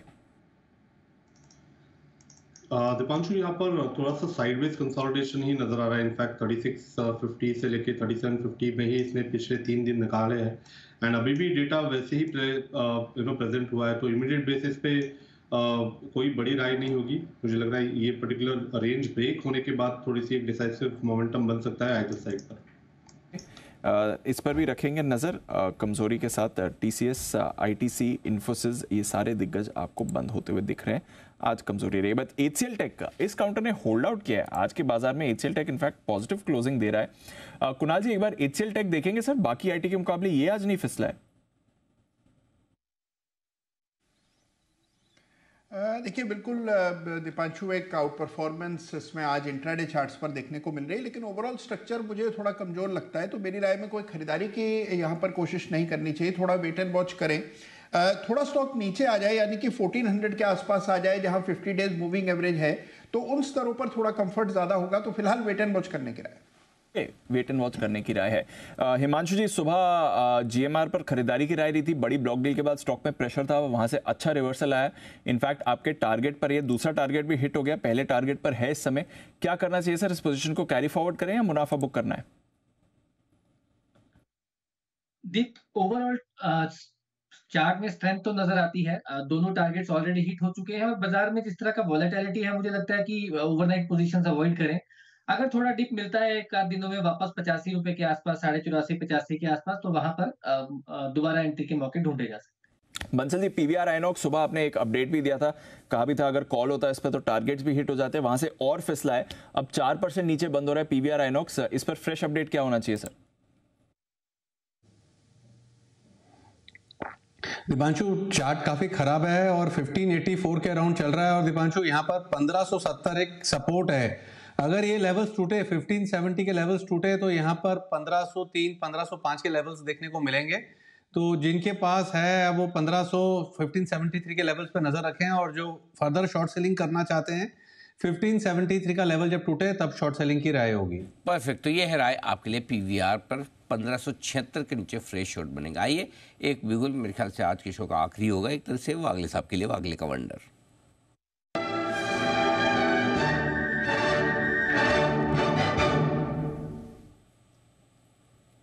बताएं वागले साहब। अनिल जी, M&M ने एक ब्रेकडाउन दिया है, मल्टीपल स्विंग लोस को ब्रेक किया है। 1622-23 का वो लेवल है, करंट भाव है 1620। मेरा मानना है 1600 तक आपको कल के दिन में मिल सकता है, मे बी फर्स्ट हाफ। तो आपको एक 20 रुपए की मूव के लिए शॉर्ट सेल करना है 10 रुपए के स्टॉप लॉस से। 1629 1629 का स्टॉप लॉस और टारगेट 1600। ओके, 1600 तक के टारगेट के लिए M&M इस पर करें बिकवाली, ये है वागले साहब की राय। आइए फिर क्लोजिंग की तरफ बढ़ते हैं, और काफ़ी भारी सेलिंग प्रेशर आपको आते हुए दिखा है। सुबह शुरुआत सुस्त हुई थी, उसके बाद रिकवर हुए बाजार, बट उसके बाद जो सेलिंग आई स्पेशली पिछले 1 घंटे की, वो थोड़ी इंटेंस रही है। UPL टॉप लूजर है, 3.5% का कट। SBI में आपने कमजोरी देखी है। Asian paints, ITC, Hindalco, HUL, TCS, Wipro, HDFC bank, Reddy's, Apollo hospital, Cipla, कहीं पर भी देखिए कोई भी ऐसा सेक्टर नहीं था जो आज बाजार को संभाल सकता है। बैंक्स, IT, फार्मा, FMCG, सभी में आपने शार्प फॉल देखे हैं। सिर्फ 10 निफ्टी स्टॉक्स है जिन्होंने होल्ड आउट किया है। अदानी पोर्ट्स टॉप गेनर था, सुभान जी की तरफ से यहाँ पर राय भी आई थी। 0.2% ऊपर बंद हो रहा है। ONGC, हीरो मोटोकॉप, यहाँ पर आपको एक्शन दिख रहा है। HCL टेक, NTPC, BPCL, यहाँ पर भी आपको मूव दिखी है। वायदा कारोबार की तरफ चलते हैं, और यहाँ पर भी काफी शार्प एक्शन और करेक्शन कई सारे स्टॉक्स में आया है। बंधन बैंक 6% के कट के साथ आपको बंद होते दिख रहा है, 7.5% इनफैक्ट। नवीन फ्लोरिन में आपको वीकनेस दिखी। हिंदुस्तान कॉपर बैन से बाहर आया, बड़ा कट हुआ, अब कल शायद वापस बैन में आपको आते हुए दिख सकता है। Aarti industries, bank of Baroda, Marico, Max financial, Jubilant, PVR Inox, Biocon, SRF, doctor Lal, Indus towers, Godrej consumer, Coromandel, Granules, Page, sharp fall आपको इस पर आते हुए दिखा है। होल्ड आउट किया है GMR airports, TVS Motors, Manappuram, JK cement, HPCL, Motherson, Escorts, Chambal, जहां पर आपके लिए बायबैक की खबर भी आई थी, Shriram finance, Shri cement, HDFC AMC, IRCTC, DLF और बजाज ऑटो ने। कैश मार्केट में ट्राइडेंट सुबह से ही एक्टिव था, 20% के सर्किट पर यह काउंटर बंद होते दिख रहा है, और आपके स्क्रीन पर अपडेट भी इस समय चल रहा है। करीब 1.25 करोड़ शेयर्स के बड़े सौदे हुए हैं। डिटेल्स निकालने की कोशिश करेंगे इतना बड़ा सौदा एग्जैक्टली किसने किया है और कुछ फंड्स अगर इन्वॉल्व हैं या नहीं, बट 1.25 करोड़ शेयर्स के बड़े सौदे हुए हैं। ट्राइडेंट पर बड़ा एक्शन है। केपरी ग्लोबल आपके लिए 12.5% ऊपर था। मैनेजमेंट से हमने बात भी करी थी पिछले हफ्ते। सूला विनयार्ड्स 2 दिन में 30% भाग चुका है। आज भी बड़ा उछाल इस काउंटर पर आपको आते हुए दिख रहा है। सेंचुरी टेक्सटाइल्स रिसेंटली काफी एक्टिव रहा है। गोदरेज इंडस्ट्रीज में आपने बड़ी खरीदारी देखी। सूला विनयार्ड्स तो आपके 20% के सर्किट पर भी बंद हुआ है। इसके साथ ही easy trip, Kalyan jewellers, BLS international, data patterns, hemisphere, Macrotech, Sundaram finance, restaurant brands, metro brands, Poly Medicure, Sobha, Motilal Oswal, angel one, Kajaria ceramics और नाइका, यहां पर भी बड़ा एक्शन देखा है। स्टॉक्स हैं कुछ जिन्होंने होल्ड आउट किया है, but mid cap 1%, small cap 0.5%, bank Nifty 700 point 1.5% का कट और निफ्टी भी अनिल जी 200 पॉइंट नीचे 21,500 के आसपास क्लोज दे रहा है। बिल्कुल, तो एक बड़ा कमजोरी भरा दिन आज भारतीय बाजारों के लिए आज बनता हुआ दिखा है, जहां पर नुकसान ही नुकसान देखने को मिला है। चौतरफा गिरावट भारतीय बाजारों में दिखी है। फाइनली बाजार बंद हो चुके हैं और बंद हुए हैं सुमी जी के लिफाफा लेवल पर, नहीं लिफाफा लेवल से बढ़ गए थोड़े से, 21,511 दिख रहे हैं। तो फाइनली क्लोजिंग अब 21,513 की आई 197 अंकों के नुकसान के साथ। 708 पॉइंट नीचे बंद होता है 47,450 के आसपास बैंक निफ्टी और 71,355 के आसपास 670 अंकों के नुकसान के साथ बंद हुआ है सेंसेक्स। मिड कैप और स्मॉल कैप शेयरों में भी हल्का फुल्का नुकसान रहा है। लगभग 100 पॉइंट का नुकसान आपको स्मॉल कैप इंडेक्स में दिखेगा, तो लगभग 500 अंकों का नुकसान मिड कैप में काफ़ी बड़ा कट लगा है। 500 अंकों का नुकसान 1% के आसपास की कंपनी यहाँ होती हुई दिखी है। विदा लेने का वक्त है। कुणाल जी, राकेश जी, सुमित जी, वागले साहब, आप चारों का बहुत बहुत धन्यवाद। सिद्धार्थ सैदानी साहब, हिमांशु गुप्ता साहब, आशीष, सचिन जी का भी विशेष शुक्रिया आज हमारा साथ देने के लिए।